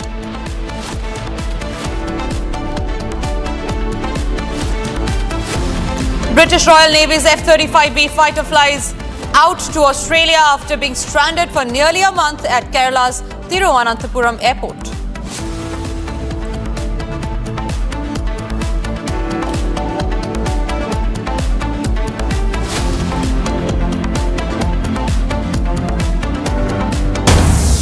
Starting this edition with breaking news that's coming in, Air India has given a statement on the completion of the fuel control switch inspection. Remember, this concern was generated after the AAIB's report on the AI-171 crash that had flagged the fuel switch control issue. There were many Western media that had casted a doubt on Indian pilots. Air India has now given out a complete statement on the completion of fuel switch control inspections. They said that Air India has completed precautionary inspections on the locking mechanism of fuel control switch, that is the FCS, on all Boeing 787 and Boeing 737 aircraft in its fleet. In the inspections, no issues were found with the said locking mechanism. Air India has started voluntary inspections on July 12 and completed them within the prescribed time limit that was set by the DGCA. The same has been communicated to the regulator. This is the complete statement of Air India. In fact, the statement was issued just 10 minutes back. Air India saying that in the inspections, no issues were found with the said locking mechanism. Air India had started voluntary inspections on July 12 and completed them within the prescribed limit set by the DGCA. The same has been communicated to the regulator. Air India also says that it remains committed to the safety of the passengers and the crew members. On that note, I am being joined by Group Captain GP Vajpayee, an aviation expert. Group Captain, thank you very much for speaking to Republic on this. Air India giving itself a clean sheet, saying that it has completed the mechanism, the fuel control switch mechanism. The issue was raised after the AAIB's report. What are your first comments on that? Madam, good afternoon to you and to millions of your viewers. As far as on this particular point, I am in agreement with the inspection done by Air India. As such, the AIIB has not casted any doubt on the serviceability of fuel control switch. The report was very clear. In fact, the subject fuel cutoff switch was operated on ill-fated aircraft 3 times. First, one engine was started on the ground. Second, one it is thought that it is through manual intervention that the fuel cutoff switch transition took place from run to cutoff position, and subsequently during the relight attempt, again these switches were moved from the cutoff position to run position. All 3 times it has operated perfectly all right, and during the debris recovery also the fuel cutoff switch was found in the run position. That's one point. Second point, as this fuel cutoff switch is a mechanical toggle switch which moves from the cutoff to run position by lifting it and leaving it in the well, and then it remains over there, it is quite unlikely that it will move of its own. Yes, in the past, in one of the 737 MAX, this incident had taken place, but to best of my appreciation of the prelim report, the switch was not at all, the failure of the switch was not at all the cause of the accident took place on AI-171. Right. So one more question that I want to ask you right now is, don't you think the inspection comes too little and too late as an action? Air India should have done that much earlier, and the fatal crash that happened in Ahmedabad could have been avoided. All right. I request Group Captain GP Vajpayee to please stay with me, because I'm also being joined by Minu Wadia. He's also an aviation expert, also a former Air India captain. Minu Wadia, what do you think about the inspection that Air India says is now completed? They say that no faults have been found and the thorough checks of Boeing 787 and 737 have been done. But don't you think this action comes too little, too late, and after the fatal crash had already happened? Yes, sir. It is fine if the checks have been done as mandated by DGCA. But you should remember that this was never the cause of the accident to start with. So to be cautious and do the checks is a perfectly fine thing. But the switches positions or the problem. The SIG was never the doubt in any case earlier also. So the crash is totally independent of the checks which have actually happened. Right. Sir, agreed on the point that this was never the point of contention as far as the crash is concerned, but it did raise several eyebrows, because if you talk about the Western media, it did raise several questions as far as the Indian pilots are concerned, because the AAIB report had highlighted the cause as one of the fuel switch could have been one of the cause. The AAIB report had said that there was a conversation between the pilots. It remained a cause of concern. The whole world was talking about that, and the AAIB and the DGCA have to come clear on that note. With that, I would like to thank both my guests, and moving on to some other stories that we're tracking. This one from the state of Maharashtra, where Maharashtra Agriculture Minister, after he was found in a rummy row, he has now said that he is willing to take legal action against the opposition leaders who defamed him by sharing a video claiming he was playing a game of rummy on his mobile phone inside the assembly. The NCP leader has asserted that he does not even know how to play online rummy, and he said that he will write to Chief Minister Devendra Fadnavis and Legislative Council person Ram Shinde to investigate the video. The Maharashtra Agriculture Minister, after being caught on camera allegedly playing online games, rummy in this case, on his phone inside the assembly, Maharashtra Assembly, who was then caught off guard, today has been seen defending his action, saying that he is being falsely labelled. His actions are being falsely labelled by those of the opposition. Listen into what he had to say. निकला तो मैं खुद होके मुख्यमंत्री के पास नहीं, उप मुख्यमंत्री के पास नहीं, डायरेक्ट राज्यपाल के पास में जाके राजीनामा दे दूंगा। मेरा नाता है ही नहीं, मेरा अकाउंट ओपन है, मेरा मोबाइल नंबर है आपके पास में, यू कैन वेरीफाई। जो भी इंक्वायरी ऑफिसर होगा मैं उसको सप्लाई पूरा दे दूंगा उसके पास में, पूरा ब्यौरा मेरे पास जितना है, उतना जिनको लगेगा इंक्वायरी के लिए उतना सब मैं अवेलेबल कर दूंगा। वो कोई ना कोई षड्यंत्र है, और वो षड्यंत्र वो ढूंढना है, इसलिए मैं इंक्वायरी की मांग कर रहा हूँ। जो पॉलिटिकल लीडर मेरे खिलाफ में महाराष्ट्र में मेरी बदनामी कर रहे हैं, सारे पॉलिटिकल लीडर को मैं कोर्ट में खींचूंगा, अब्रू नुकसान का दावा लगाऊंगा, उसके बाद में उनके ऊपर कार्रवाई होगी। All right, moving on to some other breaking news that's coming in. The Supreme Court has directed all hotel owners along the Kawad Yatra route to display license registration certificate. The Supreme Court has instructed dhaba and restaurant owners along the Kawad Yatra route to adhere to Uttar Pradesh's mandate of displaying license and registration information. This directive, remember, follows a petition that argued that QR code requirements revealing owner identities could lead to discriminatory profiling. The QR code controversy is back in focus yet again. And remember this, the directive of the Supreme Court comes on the last day of the Kawad Yatra. Today, being the last day of the Kawad Yatra, is a big vindication for the Yogi government, where the Supreme Court has now given the verdict in favor of the Yogi government. The Supreme Court has directed all hotel owners along the Kawad Yatra route to comply with statutory licensing and registration requirements.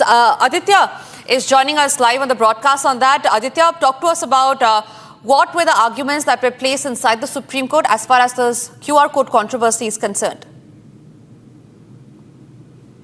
Today in the Supreme Court has directed the vendors to comply by the statutory requirements of having license or mandates regarding certificate.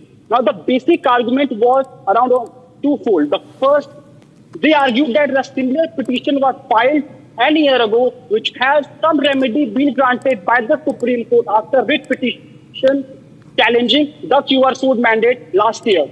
And the second was regarding, as the matter is already being heard yesterday by the Supreme Court, the same matter should be clubbed, or they should not be entertained unless and until the main petition, which has been heard yesterday by the Supreme Court, is dismissed. Today, the Supreme Court, while declining to grant any stay on the QR code, has mandated. The point is that today's Supreme Court order has not filled any legislative void or has not issued any new direction, but has actually enforced a law, a central act, which has been passed, which has been enforced, and which has been enforceable in the rule of law. today in the Supreme Court, again the other argument was made as the petitioner, that three petitioners, the one was the professor from Kolkata, the second was the MP from Bengal, and the third was the NGO. Now the state has argued that they have not seen a single petition coming in from hundreds of people who were on the road, but actually coming in from the people who have no standing in the court of law. Absolutely. So today the argument.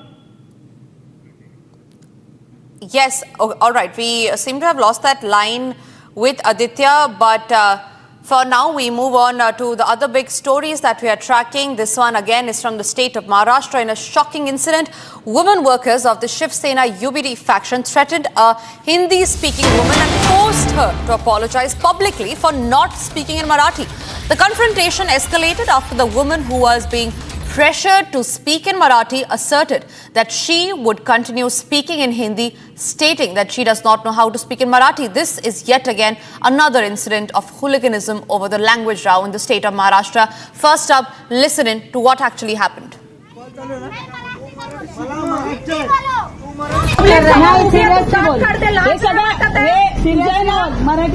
मराठीत बोलणार मराठी बोलणार मी मराठी शिकणार जय महाराष्ट्र बोल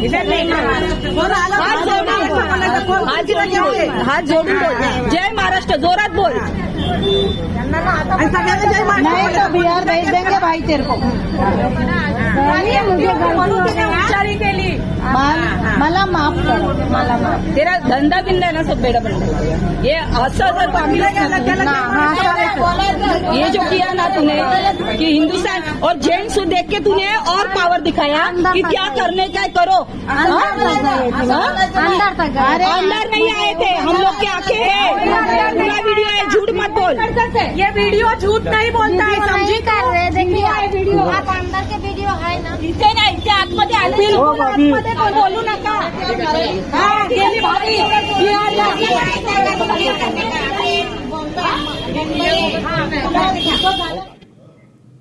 The Amarnath Yatra is in full swing, and even as the security forces remain on high alert amid the ongoing Yatra, Republic gains exclusive access to facial recognition watch list of the anti-national elements and overground workers. Our colleague Zenat brings you this report. Take a look.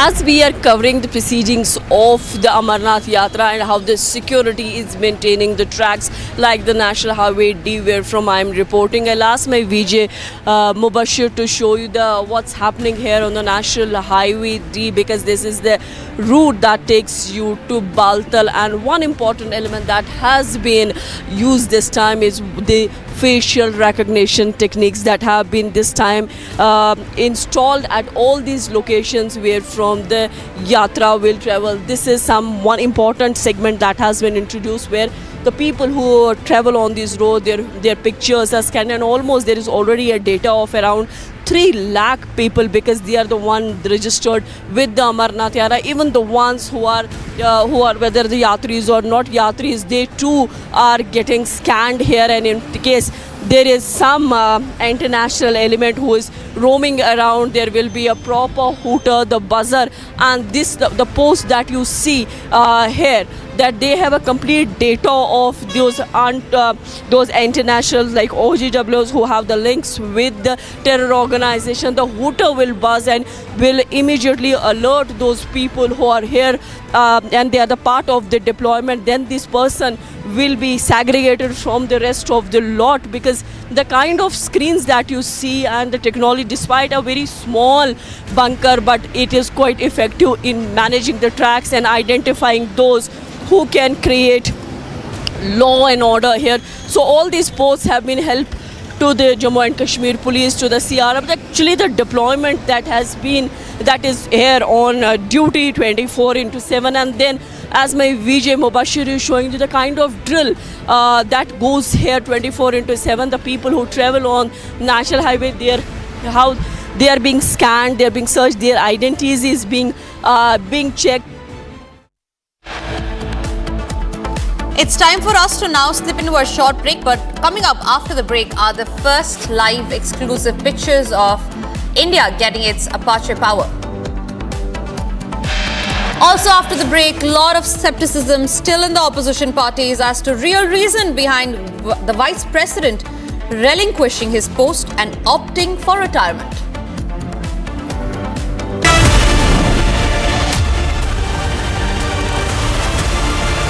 ये है secret recipe MDH का जीरा SIP जल जीरा मसाला। SIP SIP जीरा SIP MDH का जल जीरा सिप MDH का जल जीरा सिप। इसको घर पे लगाओगे तो शादी का तो पता नहीं, पर घर पक्का नहीं टूटेगा। रुंगटा नहीं तो घर स्ट्रॉन्ग नहीं। रुंगटा स्टील TMT बार एकदम सॉलिड। पहाड़ों में हाइकिंग शिप भी बन सकती है।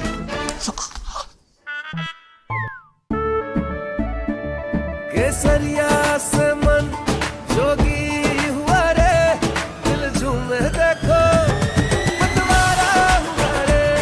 केसरिया से मन जोगी हुआ। हर पल मनाओ केसरी त्योहार।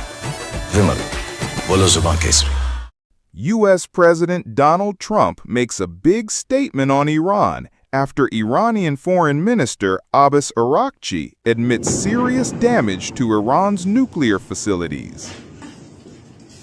He wrote, Iran's Foreign Minister Abbas Araghchi, on the Iran nuclear sites, damages are very severe. They are destroyed. Of course they are, just like I said, and we will do it again if necessary. As interviewed by Brett Baer, fake news CNN should immediately fire their phony.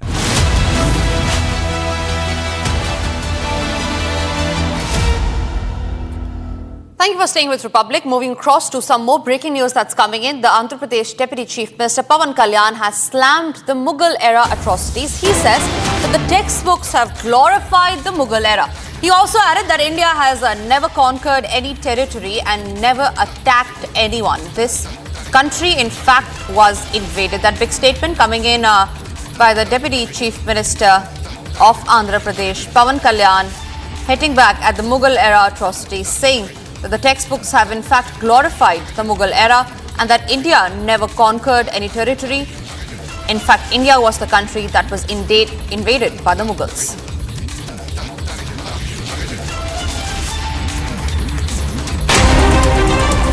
Bharat 1 Minute brought to you by Canara Bank. Together we can. Let's also have a quick check of the other stories that we're tracking in Bharat in 1 minute. Indian leaders protested against the ongoing special intensive revision of the electoral rolls in Bihar, alleging that voting rights of people are being taken away. Multiple leaders, including Lok Sabha's leader of opposition Rahul Gandhi and Samajwadi Party chief Akhilesh Yadav, protested against the Bihar special intensive revision, calling for the exercise to be stopped. Two miscreants allegedly involved in the Chandan Mishra murder case were injured in an encounter with Bihar Special Task Force and Bhojpur police on Tuesday. The miscreants have been identified as Balwant Kumar Singh and Ravi Ranjan Kumar Singh. They have been arrested by Bihar police and are currently being treated in a hospital. The police has also seized 2 pistols and 1 magazine. Indian Air Force will retire its remaining MiG-21 fighter jets with special farewell ceremony in the month of September 2025. The Indian Air Force has 36 MiG-21 fighter jets in its arsenal. The Russian-made jet first entered service in India in 1963.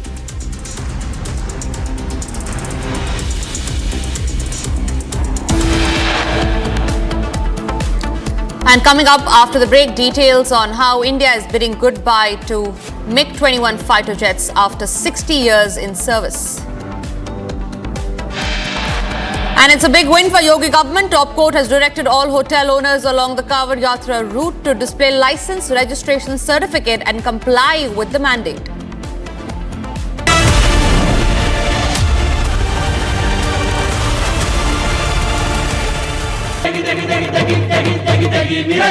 MDH की देगी मीरज, देगी मिर्च का तड़का, अंग अंग फड़का। MDH की देगी मीरज। इस साल का जो प्रॉफिट है इंटरेस्ट पे डाल देंगे। हर महीने ब्याज का पैसा आता रहेगा। अगर रेगुलर इनकम ही चाहिए तो आप वो पैसे फिक्स्ड इनकम फंड्स में डाल दो। वो क्या होता है? फिक्स्ड इनकम म्यूचुअल फंड्स चुने हुए ब्याज देने वाली कंपनी बॉन्ड्स, गवर्नमेंट बॉन्ड्स और मनी मार्केट में इन्वेस्ट करते हैं। सिस्टमैटिक विथड्रॉवल प्लान से आपको on the dot fixed amount भी आता रहेगा। म्यूचुअल फंड में फिक्स्ड इनकम वाली बात सही है। म्यूचुअल फंड निवेश बाजार जोखिमों के अधीन है। योजना से जुड़े सभी दस्तावेजों को ध्यान से पढ़ें।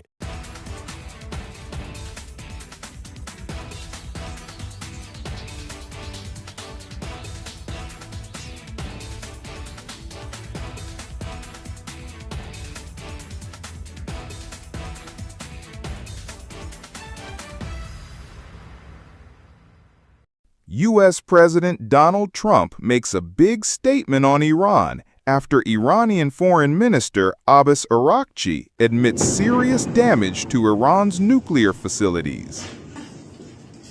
He wrote, Iran's Foreign Minister Abbas Araghchi, on the Iran nuclear sites, damages are very severe. They are destroyed. Of course they are.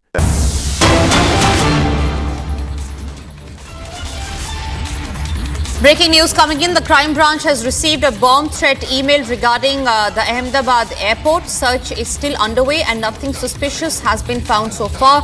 The police and the fire brigade are at spot. It seems like an hoax call that has been made, a hoax email that has been received at the Ahmedabad airport.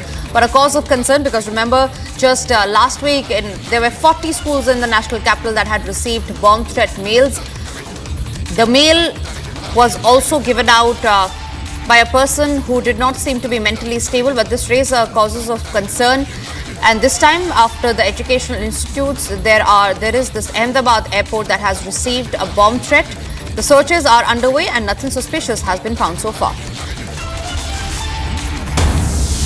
And in a similar case that has now come to light from the Nagpur airport, the Nagpur airport management has also received a threat through an anonymous email. The mail says that the airport will be blown up with explosives.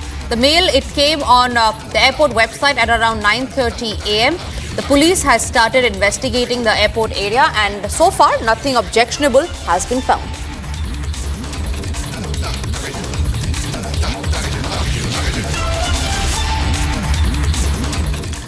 Days after a video of man eating fried chicken inside the ISKCON Govinda restaurant in London sparked massive outrage, the man in the centre of controversy has now issued a statement. This is the full story and the statement that followed after this.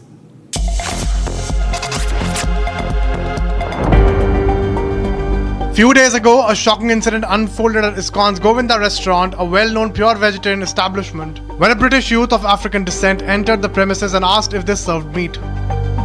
Upon being informed that the restaurant only serves vegetarian food, the man brazenly pulled out a box of chicken from KFC and proceeded to eat it inside the restaurant. After the incident sparked outrage, the man has now apologized. My actions were ill-timed, irresponsible, and after doing my research on the restaurant, seeing that that restaurant is very predominantly dominated by Hindu people where they believe in no violence and peaceful behaviors towards animals as well as people, my actions came off as offensive towards the community, and I would like to come here and offer a heartfelt, sincere apology for my actions. I just felt like it was just needed just to say a very good, sincere apology to the people I've offended. I would also like to make a comment on this rumor that I walked inside the Hindu temple and I started apparently eating chicken in the actual Hindu temple, which is completely false. Despite me obviously being Christian faith and not believing in any other religion, I'm not the type of person to go out and start disrespecting any other religion, whether it's obviously Jewish, Hindu, Muslim. That is not me. And that is shown in this clip right now. When I realized that I was walking into the temple and I have genuinely no business there to be in such a religious place, I took myself out of the equation, apologized, and I went into the vegan restaurant where I was gonna go do my pranking. Now, if I had known that that vegan restaurant was with the temple, I would have never filmed that prank in that specific restaurant and I'd have left.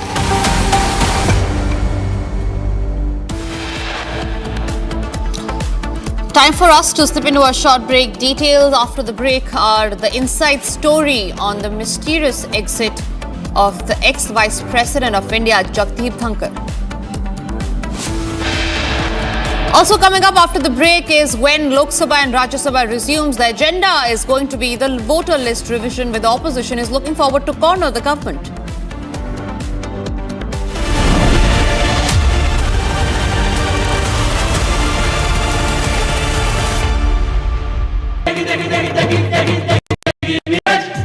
MDH की देगी मिर्च, देगी मिर्च का तड़का, अंग अंग फड़का। MDH की देगी मिर्च।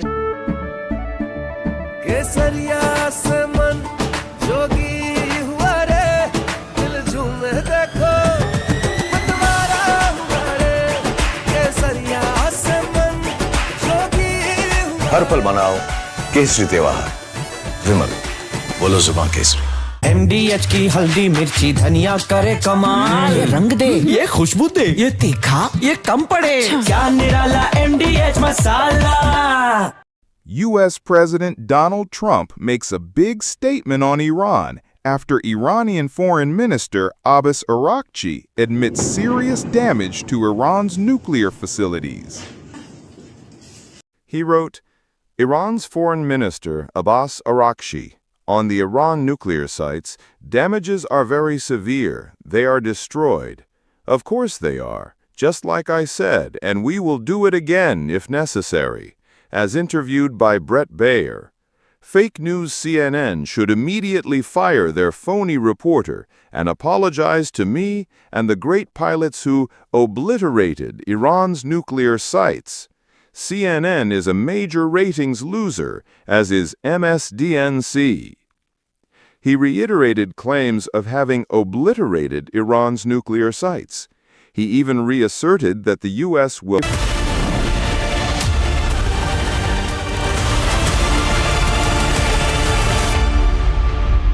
ये है सीक्रेट रेसिपी MDH का जीरा सिप जल जीरा मसाला। सिप सिप जीरा सिप MDH का जल जीरा सिप MDH का जल जीरा SIP. U.S. President Donald Trump makes a big statement on Iran after Iranian Foreign Minister Abbas Araghchi admits serious damage to Iran's nuclear facilities. He wrote, Iran's Foreign Minister Abbas Araghchi, on the Iran nuclear sites, damages are very severe. They are destroyed. Of course they are, just like I said, and we will do it again if necessary. As interviewed by Brett Baer, fake news CNN should immediately fire their phony reporter and apologize to me and the great pilots who obliterated Iran's nuclear sites. CNN is a major ratings loser, as is MSDNC. He reiterated claims of having obliterated Iran's nuclear sites. He even reasserted that the U.S. will not walk away from attacking Iran if they deem it to be necessary. A short time ago, the U.S. military carried out massive precision. From Asia's largest news headquarters, setting the agenda for Bharat.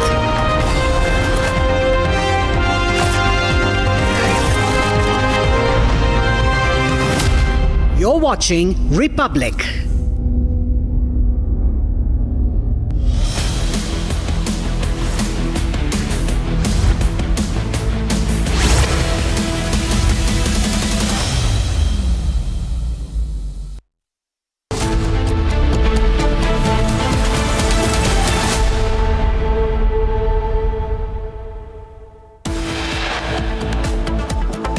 First batch of Apache attack helicopters reaches India. Choppers to be deployed in Rajasthan's Jodhpur. Indian Air Force to retire the MiG-21 fighter jets this September after over 60 years in service.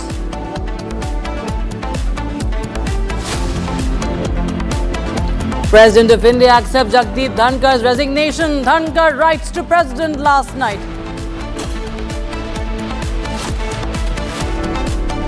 Prime Minister Modi tweets on Jagdeep Dhankhar's resignation, wishes him good health and says he got many opportunities to serve the nation. Big win for Yogi government. Top court directs all hotel owners along the Dhankhar Yatra route to display license plate registration certificate. British Royal Navy's F-35B fighter flies out to Australia after being stranded for nearly a month at Kerala's Thiruvananthapuram airport.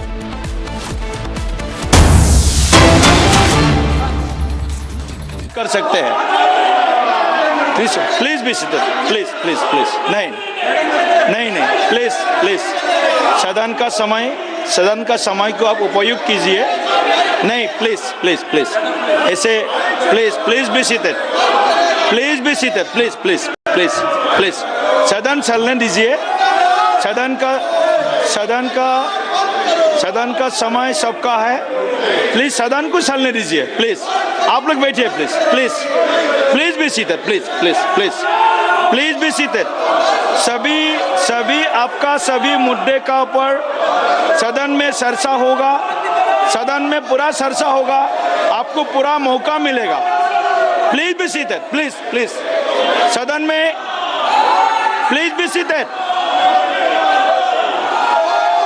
Please please please be seated. आपके कारण सदन नहीं चल रहा है, ऐसे please be seated. सदन चलाने में सब लोग मदद कीजिए। आप सदन नहीं चलाना चाहते हैं, सदन नहीं चलाना चाहते हैं। अगर सदन नहीं चलाना चाहते हैं, सभा की कार्यवाही बुधवार। रिजिजू जी, किरण, माननीय मंत्री जी, किरण जी, एक minute, please be seated, please please. मैं फिर से अपील करना चाहता हूँ, ये हमारा अपोजिशन पार्टी के लीडर सब यहाँ मौजूद हैं। हम लोगों ने कभी किसी विषय पे चर्चा का फाइनल निर्णय हम लोगों ने बीएससी में पूरा अभी फाइनल नहीं किया गया। बीएससी में ये चर्चा हुई थी कि सबसे पहले ऑपरेशन सिंदूर पे चर्चा होगी और उसका समय भी तय किया गया है। अब एक साथ में सारे मुद्दे को चर्चा करना चाहते हैं, ये कैसे संभव हो सकता है? जबकि उन्होंने भी एग्री किया है, हमने टाइम भी फिक्स कर चुका है, किस नियम पे चर्चा करना है उसका फाइनल करना है। हर समय यहाँ ये तकिया लेकर के जो नियम के विरोध में जो प्रदर्शन करता है, मैं उसका खंडन करता हूँ। ये निंदनीय है। सभापति महोदय जी, ये सब सुन रहे हैं, ये मेरा बात सुन रहे हैं। ये बिजनेस एडवाइजरी कमेटी में हम लोग जो बात करते हैं और सबने कहा कि ये प्लकार्ड लेकर के सदन में नहीं आएंगे, फिर ये अपने एमपीओ को ये पोस्टर बैनर लेकर के सदन को इस तरीके से डिस्टर्ब करना, ये तो बहुत आपत्तिजनक है। और वो चर्चा मांग रहे हैं, हम चर्चा के लिए तैयार है, फिर ये सदन चलने नहीं देते हैं। ये डबल स्टैंडर्ड बिल्कुल गलत बात है। चर्चा चाहते हैं तो ये हंगामा मत करो। सरकार ने बार बार कहा है कि हम चर्चा करना चाहते हैं, फिर ये हंगामा क्यों कर रहे हैं? कौन जिम्मेदार लेगा? देश का करोड़ों टैक्स मनी को आप लोग हंगामा करके बर्बाद कर रहे हैं, जवाब देना पड़ेगा। हम लोग सुबह से तैयार करके आते हैं, बिजनेस लेके आते हैं, चर्चा के लिए हम लोग तैयार हैं। आप लोग सदन का समय बर्बाद कर रहे हैं। ये सब हमारा जो कांग्रेस पार्टी और उनके कुछ साथियों ने जो 2 दिन से जो हंगामा कर रहे हैं, मैं इसका खंडन करना चाहता हूँ। धन्यवाद। देखिए, ये सदन का ये अच्छी परंपरा नहीं है। बार बार आप लोग प्ले कार्ड पोस्टर्स लेकर के सदन में इस तरह का परिस्थिति, इस तरह का व्यवहार, ये गणतंत्र के अच्छी स्वास्थ्य के लिए ठीक नहीं है। आप गणतंत्र को स्वस्थ रखिए, गणतंत्र में आपको सम्मिलित होइए। माननीय मंत्री जी ने बोला है, हर विषय के ऊपर, हर मुद्दे के ऊपर सदन में चर्चा होगा।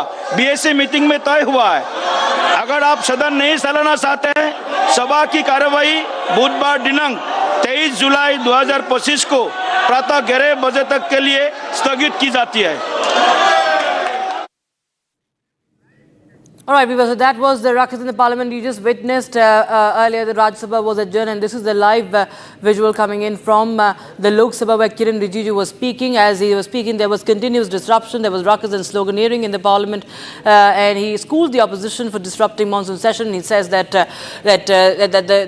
the centre is ready to discuss and debate on the issues, but they are not allowing that. They continue to disrupt the parliament, as the opposition has been doing this since yesterday. As we've seen, Rijiju has dared the opposition for a debate that you should debate instead of just disrupting, and they should not be wasting the taxpayers' money. So that was Kiran Rijiju there, was schooling the opposition over what's been happening for the past 2 days.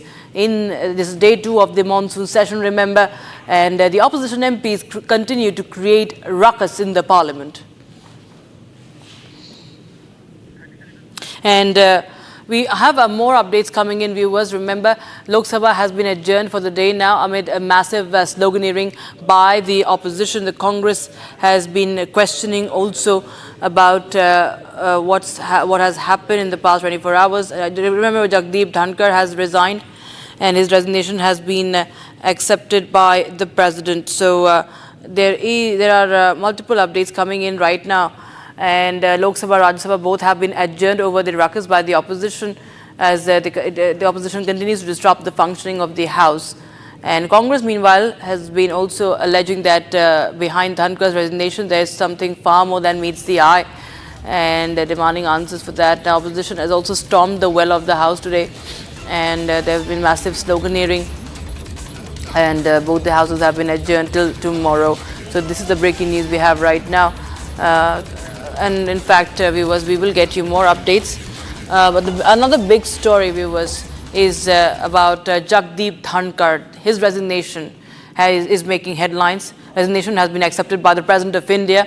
He has cited health issues for vacating the constitutional post, but the opposition parties are not satisfied with the reason. They claim that there is more to this sudden resignation than what is meeting the eye right now. Congress calls Dhankhar's resignation shocking and unexpected. Congress leader Jairam Ramesh has in fact questioned the official explanation behind Vice President Dhankhar's resignation, hinting at deep political undercurrents. He also slammed Nadda and Rijiju's absence in Business Advisory Committee meeting that was held by Dhankhar yesterday. So Congress is speculating over the exit of Jagdeep Dhankhar. He has resigned from the constitutional post of the Vice President. Take a listen into the reactions that have come in. The Vice President resignation. What's your opinion on it? I feel serious doubt about it. I have seen him on the dais and I have seen him working properly. He was in the House yesterday in the morning. Then he was participating. He was advising people to follow whatever instruction is given. And suddenly, all of a sudden, the resignation in which he has quoted his ill health, I don't believe. I mean, age is a factor, but then it was not that serious that he could abstain from the House and something like that. And within last 15 days, or you can see in a month, have you ever heard Honorable Dhankharji's health is not good, he has gone for checkup or nothing? He was absolutely fine. You also believe that's a more that meets because the silence of the BJP speaks a volume. That's all.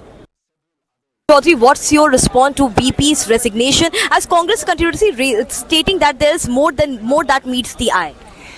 अक्लमंद को इशारा काफी है. देश भर समझ रहे हैं कि क्या नाटक चल रही है भाजपा में. ये नाटक चलते रहेगी. तो फिर हमने अब ये वायरस जो अजीब वायरस फैल रही है भाजपा में, इसमें कई पेशेंट अब प्रवेश हो जाएंगे. आप देखते रहिए. But as Jairam Ramesh is stating, why Congress believes that something happened between 4:30 p.m. Because JP Nadda responded that he informed Vice President about his skipping the BAC meeting. I don't know. Jairam Ramesh ji may have better knowledge about all this. I am not in the know of all this. But Congress and other opposition parties will be raising this issue in the parliament today? Well, let's see what's going to happen, because there's something weird going on. So let's check it. What weird? Ma'am, you're again stating that there's something weird. What look like? The House notification that Parliament will come into session has been given to members of Parliament and the whole country more than 25 days ago. Everything was fine. Suddenly overnight, yesterday the session started. That was also fine. And suddenly by evening there is a crisis and you have the Prime Minister travelling outside the country. Today the country has no Vice President. We are headless in so many ways. Ma'am, what's your point of view on the resignation of Vice President? Because Congress is stating that there's more that meets the eye. Well, it's very shocking, very surprising. Nobody expected, because just yesterday was the first day of the monsoon session, and Honorable Vice President, who was also the chairman of Rajya Sabha, was present during the entire proceedings, and he conducted the House very well. And generally, as a chairman, we've seen him very energetic and always participating in the House, and suddenly his resignation comes up.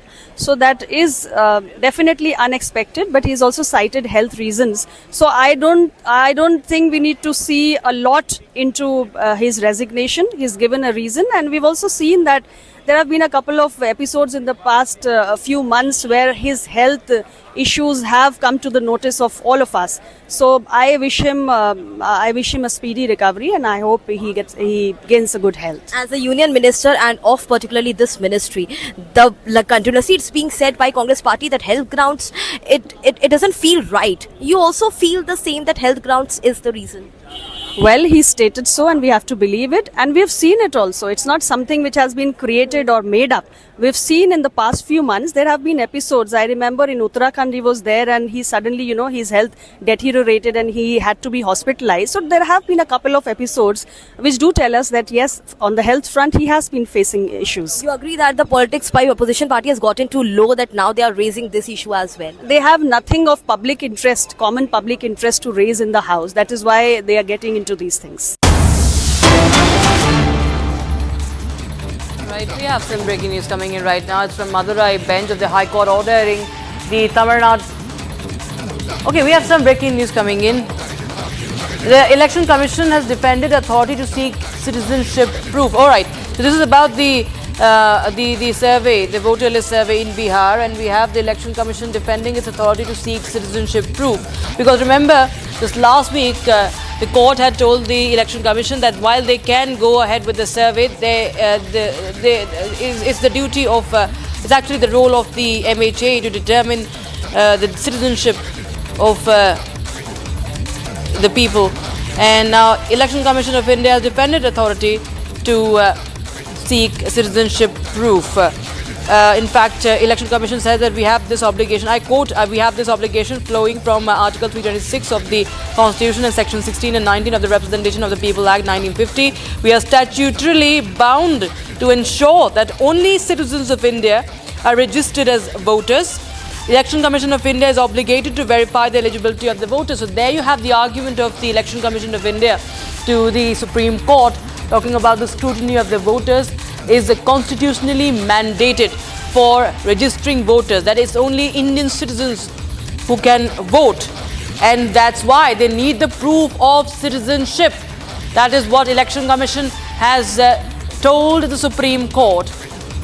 And this happens after last week we saw that the Supreme Court had refused to put a stay on the survey, the voter list survey in Bihar. However, it had also remarked that that Aadhaar should be admitted. All right, we have Executive Editor for Legal Affairs, Rhythm Anand Bharadwaj, joining us. Rhythm, tell us more what the Election Commission has been telling the Supreme Court. It has clearly defended that it has all the right to determine, to take the citizenship proof. That's right. The Election Commission of India comes out very, very strongly, defends its authority to seek the proof of citizenship during the special intensive revision, which is SIR of electoral rolls in Bihar. It's filed this counter affidavit, which is being heard in the Supreme Court. It's going to come up on 28th of July next. What has it said in the affidavit? Very crucially, it says that its obligation flows from the Constitution and the Representation of People Act, which is Article 326 and Section 16 and 19 of the other Act. What is it trying to say? It's trying to say that we have the power to scrutinize whether a proposed electoral fulfills the criteria for being registered as a voter in the electoral roll. That is simply what the affidavit is asserting again and again, and it says that this power flows from the Constitution of India, Article 326. In a beautifully worded affidavit, it says the power also flows from Section 326 and 1619 of the Representation of People's Act.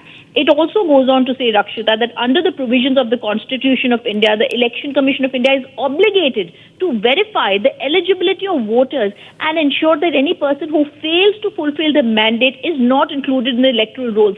This is a very clear affidavit where not only are they asserting their rights, but they're also defending their rights and saying that it flows from the Constitution. In a very strongly worded affidavit, the Commission also rejects the argument that the power to adjudicate citizenship is only with the central government. In fact, they say no, when it comes to such powers, it is also us in cases of voluntary acquisition. Yes, it's the central government that has the powers, but when it comes to citizen of India or how, therefore, the limited purpose of exclusive jurisdiction, this power is with the central government. For other aspects which are related to citizenship, it is therefore constitutionally obligated that the Election Commission of India also has the powers. This is one of the first times ever we are seeing the ECI make its powers known in the top court of the country. They're also rejecting the argument that requiring proof of citizenship during the SIR amounts to reversing the burden of proof. They are clearly stating under the electoral registration scheme, a person must apply for inclusion in the roll by submitting certain documents.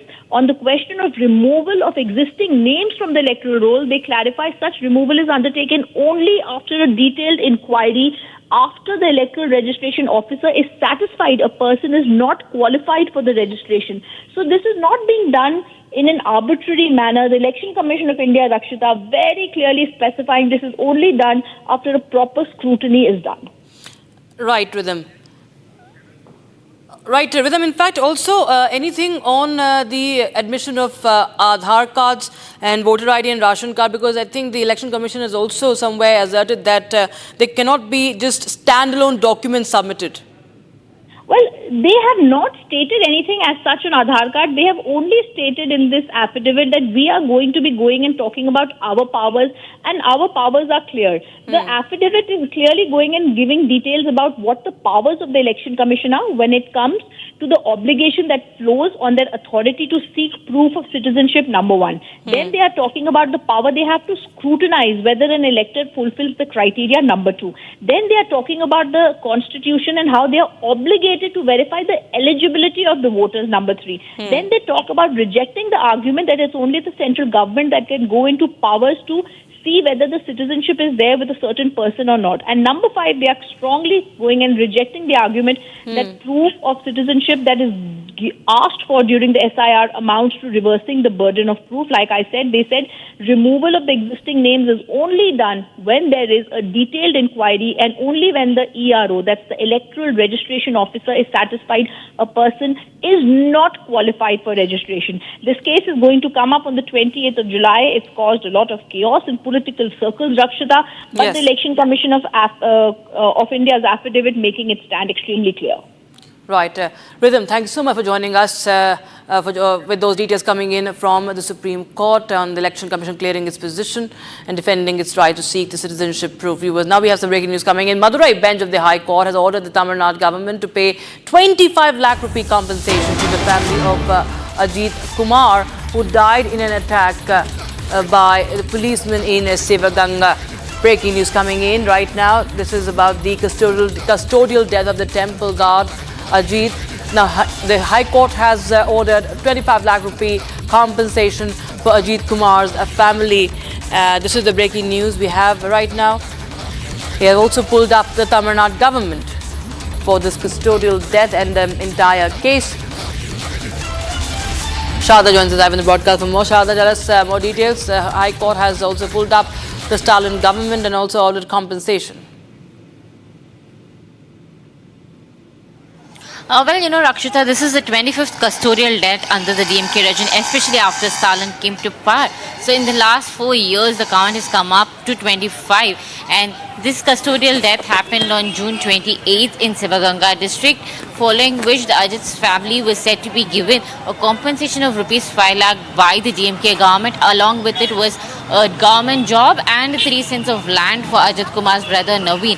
However, the Madurai bench of High Court called the custodial death a very bad killing, and they also said that the inquiry happened in such a way that there was no FIR and no CSR was also filed in this particular case, and following which the case was moved to CBCID and then later to CBI, and they have been given time till August 20 to give the final inquiry and what the findings have been. Now, following which the CBI has now submitted certain details in relation to this particular case. And I've also found out that the van that the police had used to take Ajit Kumar was given a fake ID number, and with which the Madras Bench High Court of Madurai today said that the compensation of 5 lakhs would not be enough and the government should make it 25 lakhs, Rakshita.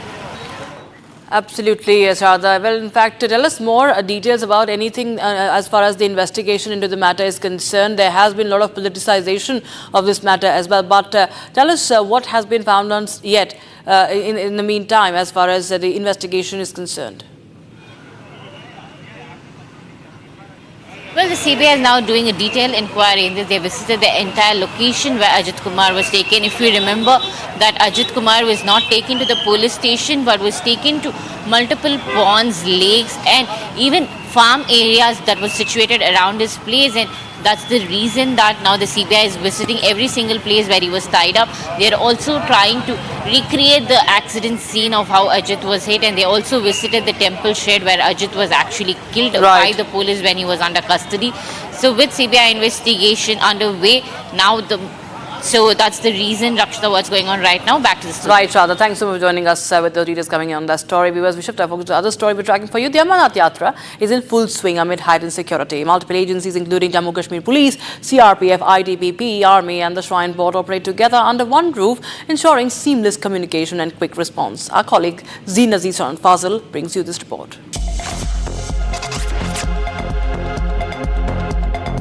As we are covering the Amarnath Yatra, and this is from the Baltal Excess. This is one of the shortest routes when you take route to Amarnath Cave. In fact, I'm here at the surveillance room, and this is one such room where you get the real-time information about the people who are in your surroundings, the people who are taking care of your security, the people who are moving towards the Amarnath Cave, and those who are doing the darshan. As per Jammu and Kashmir Police, the screens have been divided into 12 parts. Then in each screen you see different kind of figures, and there you have a numbering that tells you that where exactly a help has to go, whether a person who is in the surrounding, if at all he comes with an international history, he is an OGW or trying to create a disruption, he will be immediately, the police will be immediately alerted, because the facial recognition system has been installed where you have the images of around more than 3 lakh people. So if any person who is in the,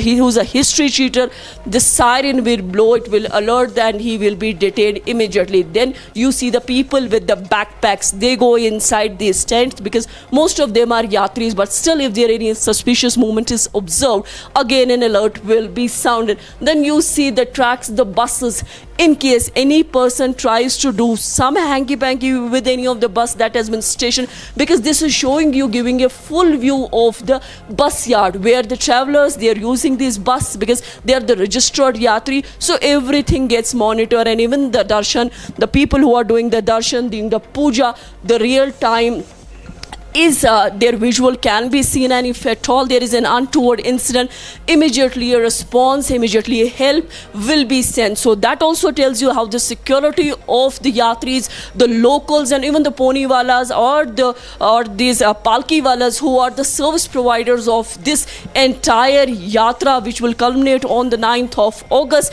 So all kind of help, all kind of monitoring is taking place from this very place. With News coming in right now, because Maharashtra Minister Manik Rao Kokate says that he will take legal action against the opposition leaders who quote-unquote defamed him by sharing a video where he was seen playing online card game Rummy, and that they claim playing a game of Rummy on his mobile phone in the assembly. Now, NCP leader Kokate asserted that he does not even know how to play Rummy online.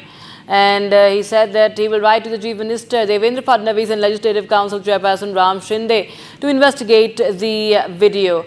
In fact, Kokate has spoken out against the opposition. Listen in. मैं दोषी निकला तो मैं खुद होके मुख्यमंत्री के पास नहीं, उप मुख्यमंत्री के पास नहीं, डायरेक्ट राज्यपाल के पास में जाके राजीनामा दे दूंगा। मेरा नाता है ही नहीं, मेरा अकाउंट ओपन है, मेरा मोबाइल नंबर है आपके पास में, यू कैन वेरीफाई। जो भी इंक्वायरी ऑफिसर होगा मैं उसको सप्लाई पूरा दे दूंगा उसके पास में, पूरा ब्यौरा मेरे पास जितना है, उतना जिनको लगेगा इंक्वायरी के लिए उतना सब मैं अवेलेबल कर दूंगा। वो कोई ना कोई षड्यंत्र है, और वो षड्यंत्र वो ढूंढना है, इसलिए मैं इंक्वायरी की मांग कर रहा हूँ। जो पॉलिटिकल लीडर मेरे खिलाफ में महाराष्ट्र में मेरी बदनामी कर रहे हैं सारे पॉलिटिकल लीडर को मैं कोर्ट में खींचूंगा, अब्रू नुकसान का दावा लगाऊंगा, उसके बाद में उनके ऊपर कार्रवाई होगी। Bharat 1 Minute brought to you by Canara Bank. Together we can.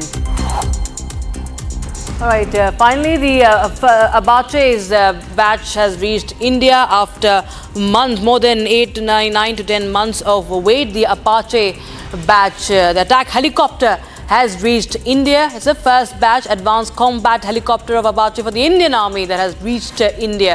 They will be deployed in Jodhpur base by the Indian Army. In the competition for cleanliness across India, Chandigarh has ranked second. Retired DIG in Punjab Police Inderjeet Singh Sidhu engaged in the selfless service of cleaning the society at the age of 87. A massive fire broke out at a plastic factory located at Vapi in the Valsad district of Gujarat. No further details reported, no casualties reported.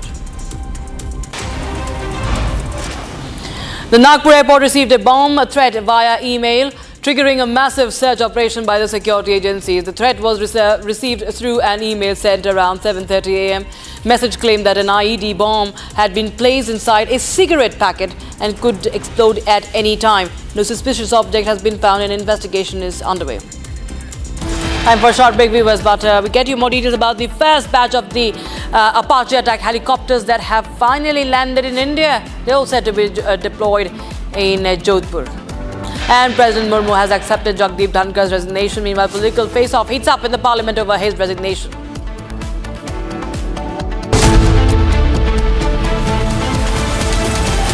MDH की हल्दी मिर्ची धनिया करे कमाल, ये रंग दे, ये खुशबू दे, ये तीखा, ये कम पड़े, क्या निराला MDH मसाला। केसरिया से मन जोगी हुआ रे, दिल झूमे देखो मतवारा हुआ रे, केसरिया से मन जोगी हुआ। हर पल मनाओ केसरी त्योहार। विमल, बोलो जुबान Kesari. I hereby rule that RSS is an organization that has full constitutional rights to participate in the development journey of this nation. This organization bears unimpeachable credentials, comprises of people who are deeply committed to serving the nation selflessly.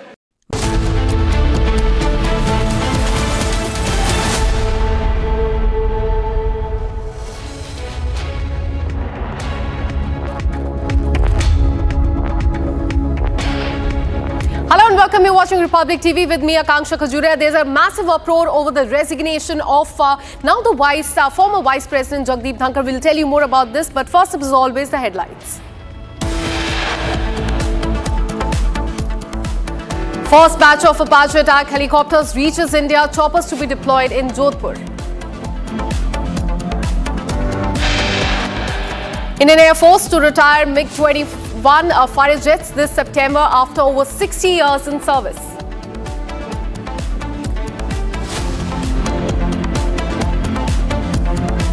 President of India accepts Jagdeep Dhankhar's resignation. Dhankhar wrote to President last night citing health reasons. Prime Minister tweets on Jagdeep Dhankhar's resignation, wishes him good health and says he got many opportunities to serve the nation. Big win for Yogi government. Top court has directed all the hotel owners along the Dhankhar Yatra route to display license as well as the registration certificate. F-35B fighter jet has now flown to Australia after being stranded in India for nearly a month. In fact, look at the visuals that we are getting in as far as the Apache helicopters are concerned. In fact, this is big breaking news that we are getting for you. These are the visuals of the first batch of Apache attack helicopters for the Indian Army that have arrived in the country and will soon be deployed at Jodhpur in Rajasthan. Those are the helicopters on your screen, and they have reached India. And this induction of these advanced combat helicopters is all set to bolster the Army's operational capabilities in the region as well. In fact, earlier today, Indian Army took to social media and they mentioned that Indian Army has inducted Apache, milestone moment for the Indian Army, as the first batch of these helicopters that you can see on the screen for Army aviation has arrived today in the country.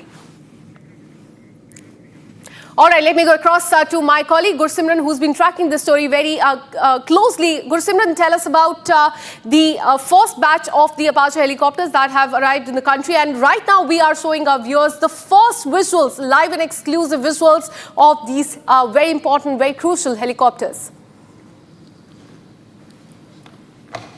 Yes, the first set of 3 Apache helicopters, attack helicopters, has arrived from the United States to India, and they have arrived at the Indian Air Base, and they will be now deployed at the Jodhpur, where the squadron of the Apache helicopter has been raised by the Indian Army's Aviation Corps. This is going to be a major shot in the arm of the Indian Army, because now Indian Army's Aviation Corps will also have the air power, and also known as one of the, since if we go by the details, it is one of the most advanced attack helicopters that the Indian Army now has in its fleet, and it is very important reason for the 30 mm chain gun that it has to decimate the enemy's targeted locations. Second is the longbow radar system that can actually trace, intercept and act upon the threats that are coming from the adversary, even not being in line of sight of the adversary. And the important thing that also makes this one, this attack helicopter different, AH-64E different from the others, is it's the Hellfire missile system that is also part of this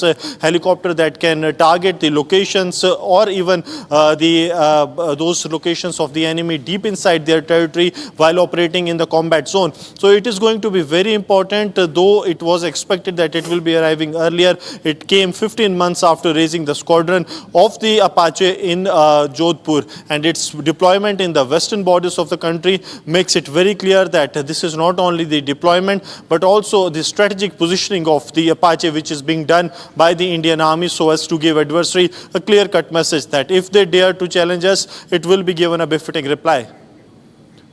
Absolutely. And Gursimran, this is regarded as the world's most advanced attack helicopters.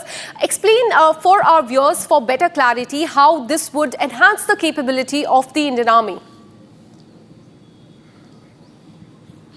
See, first thing and the foremost important thing is that this is a tried and tested attack helicopter, because in 2015 we saw it was first the Indian Air Force that placed an order for 22 Apache helicopters, and that were delivered in phases to the Indian Air Force by the United States-based Boeing. And now after that in 2022 the order for the 6 Apache helicopters was placed by the Indian Army, and the first delivery comes today when they reach the Hindon Air Base, and now they will be deployed in the Jodhpur Air Base, the squadron where the squadron of the Apache helicopters has been raised by the Indian Army. When it comes to their specifics, like I have earlier mentioned also, that this is one of the class helicopters, attack helicopters, that the world uses, because be it United States, United Kingdom, we have seen Israel also using the same, and now India is also in line with those countries. This will give the Indian Army's Aviation Corps an extra edge, reason being the way it fires upon the enemy using its 30mm chain gun system, and also the Hellfire missile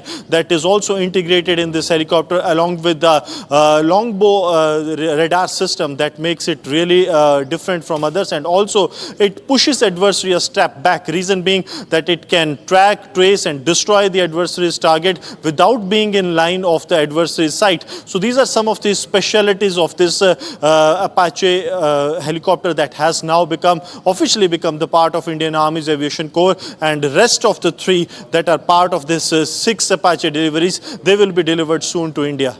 Well, absolutely. And this comes after Defense Minister Rajnath Singh, in fact, also spoke to US Secretary of Defense, is what we are learning, Peak Hexet, over the delivery of this first batch of Apache helicopters that have come. But tell us about the delay in delivery as well, because we're learning that there was a delay of as many as 15 months for the delivery of the first batch of Apache helicopter. Give us more details on that.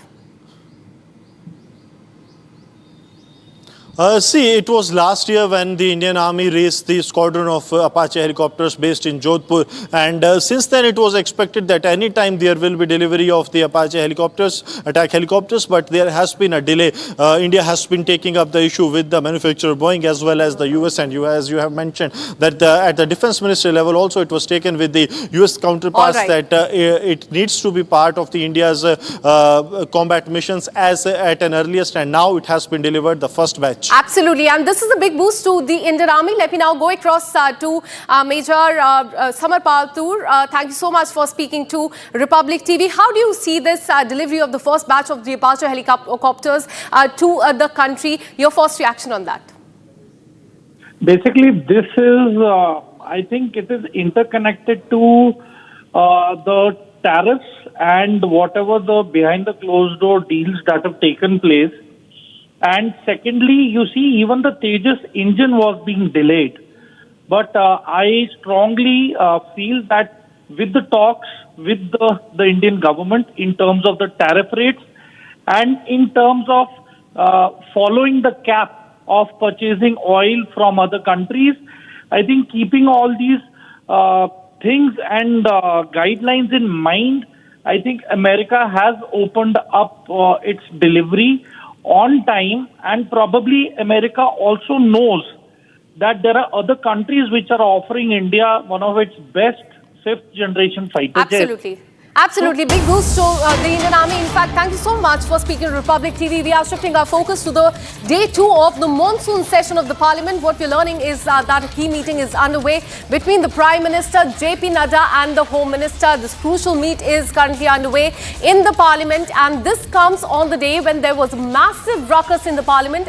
Firstly, because of the sudden resignation of now the former Vice President Jagdeep Dhankhar, and secondly, on the survey that is currently underway in the state of Bihar. Just a while back, we saw visuals coming in from the Parliament where there was massive ruckus. Now, there on the screen, you can see, in fact, we'll be showing you those visuals in just some time. In fact, what we're learning is that this crucial meeting is currently underway inside the Parliament complex, where the Prime Minister and JP Nadda, also the Home Minister, are in a huddle right now to discuss the way forward as far as the Parliament session is concerned. We'll try and connect with our reporters who are there at the Parliament.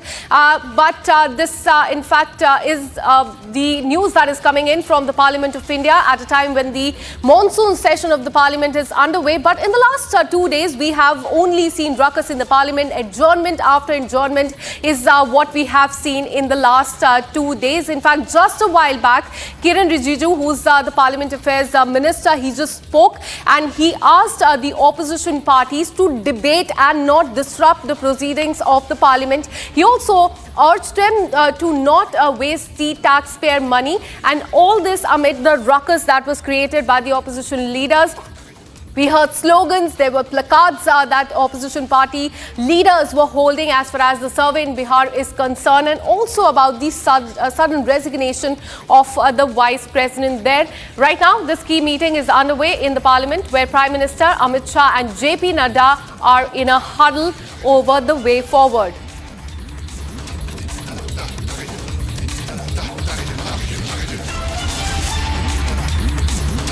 All right, so this crucial meeting is currently underway in the Parliament. Today is day 2 of the monsoon session of the Parliament, and we're learning that this crucial meet is underway. We'll try and connect with our reporters to know what this meeting is all about. But Prime Minister is there meeting with the top leaders of his party. JP Nadda, Union Home Minister, Amit Shah are also part of this crucial meeting that is currently underway. But let me take you through what has happened in the last 2 days in the Parliament. We have seen ruckus and sloganeering also by the opposition party as far as Operation Sindoor, and today as far as the resignation of Jagdeep Dhankhar and also the survey in Bihar is concerned. So for the way forward, now the Prime Minister is meeting with JP Nadda and the Union Home Minister Amit Shah there in the Parliament. Let me go across to my colleague Soumya, who's been reporting live from the Parliament. Soumya, we're learning that this crucial huddle is currently underway in the Parliament. What is this meeting all about?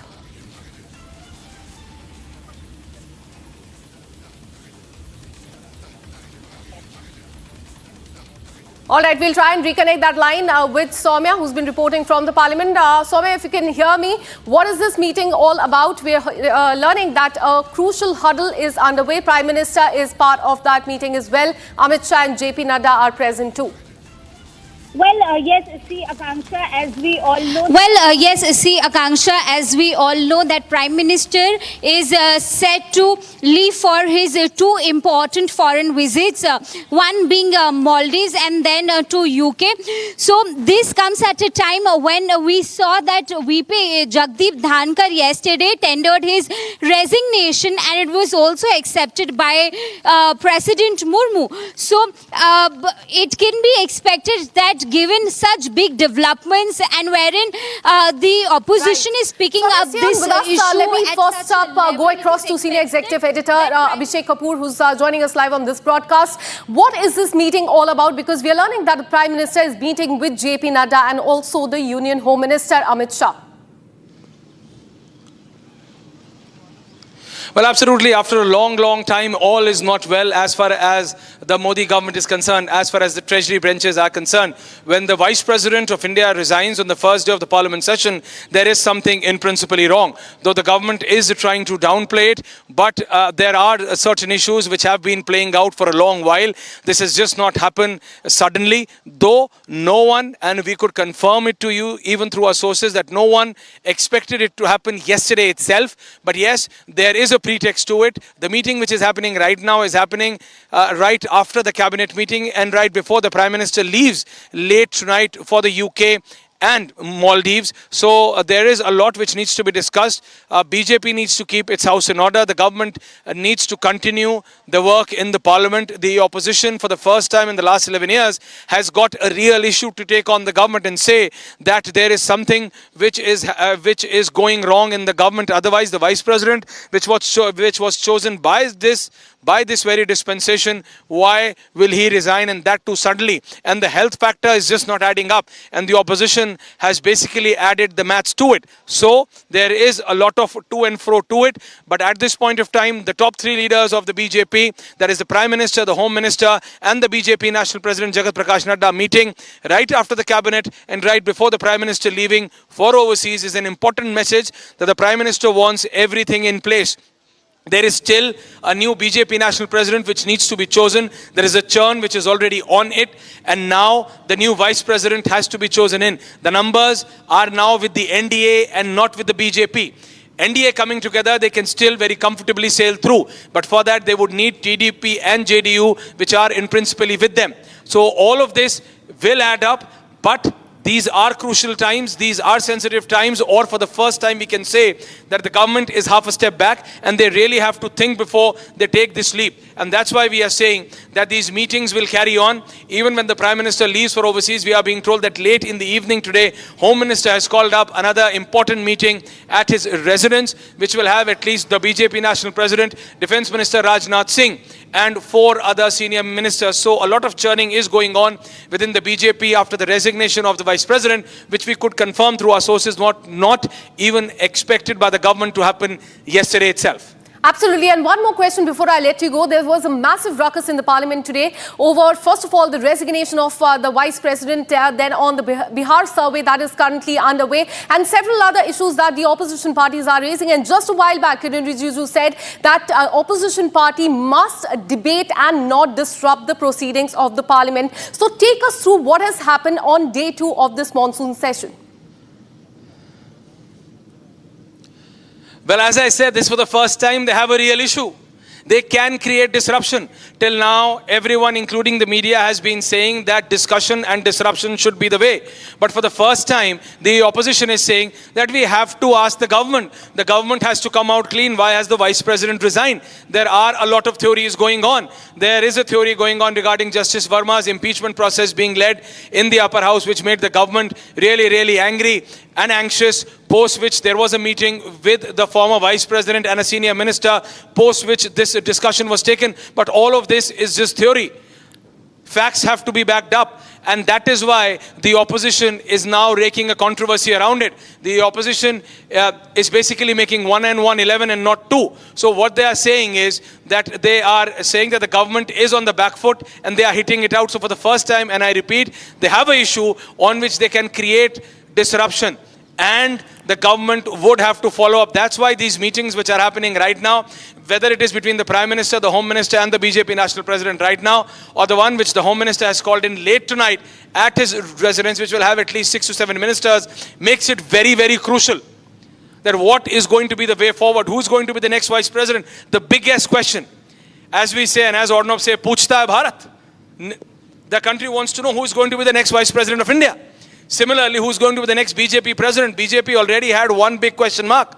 Who is going to be the next BJP national president? And now a bigger question mark is in place that who is going to be replacing Jagdeep Dhankhar as the next Vice President of India. So yes, these are issues on which we are going to see that at least for this session, the opposition has its hands full and the government really needs to answer these questions up now. Absolutely. So all eyes will be on who will be the next Vice President of the country. Thank you so much, Executive Editor Aishwarya Kapoor. They're reporting live from the Parliament. And not just in the Parliament, now shifting our focus to Bihar.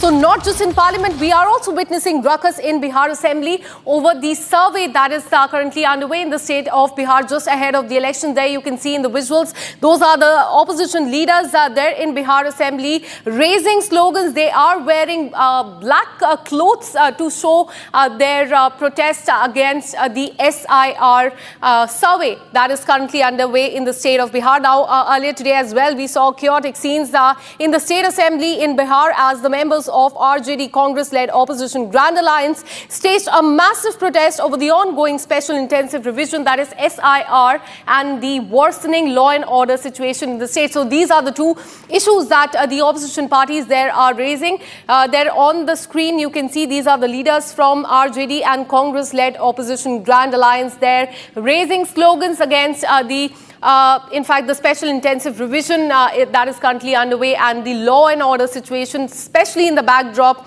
of what happened in the Paras Hospital last week where...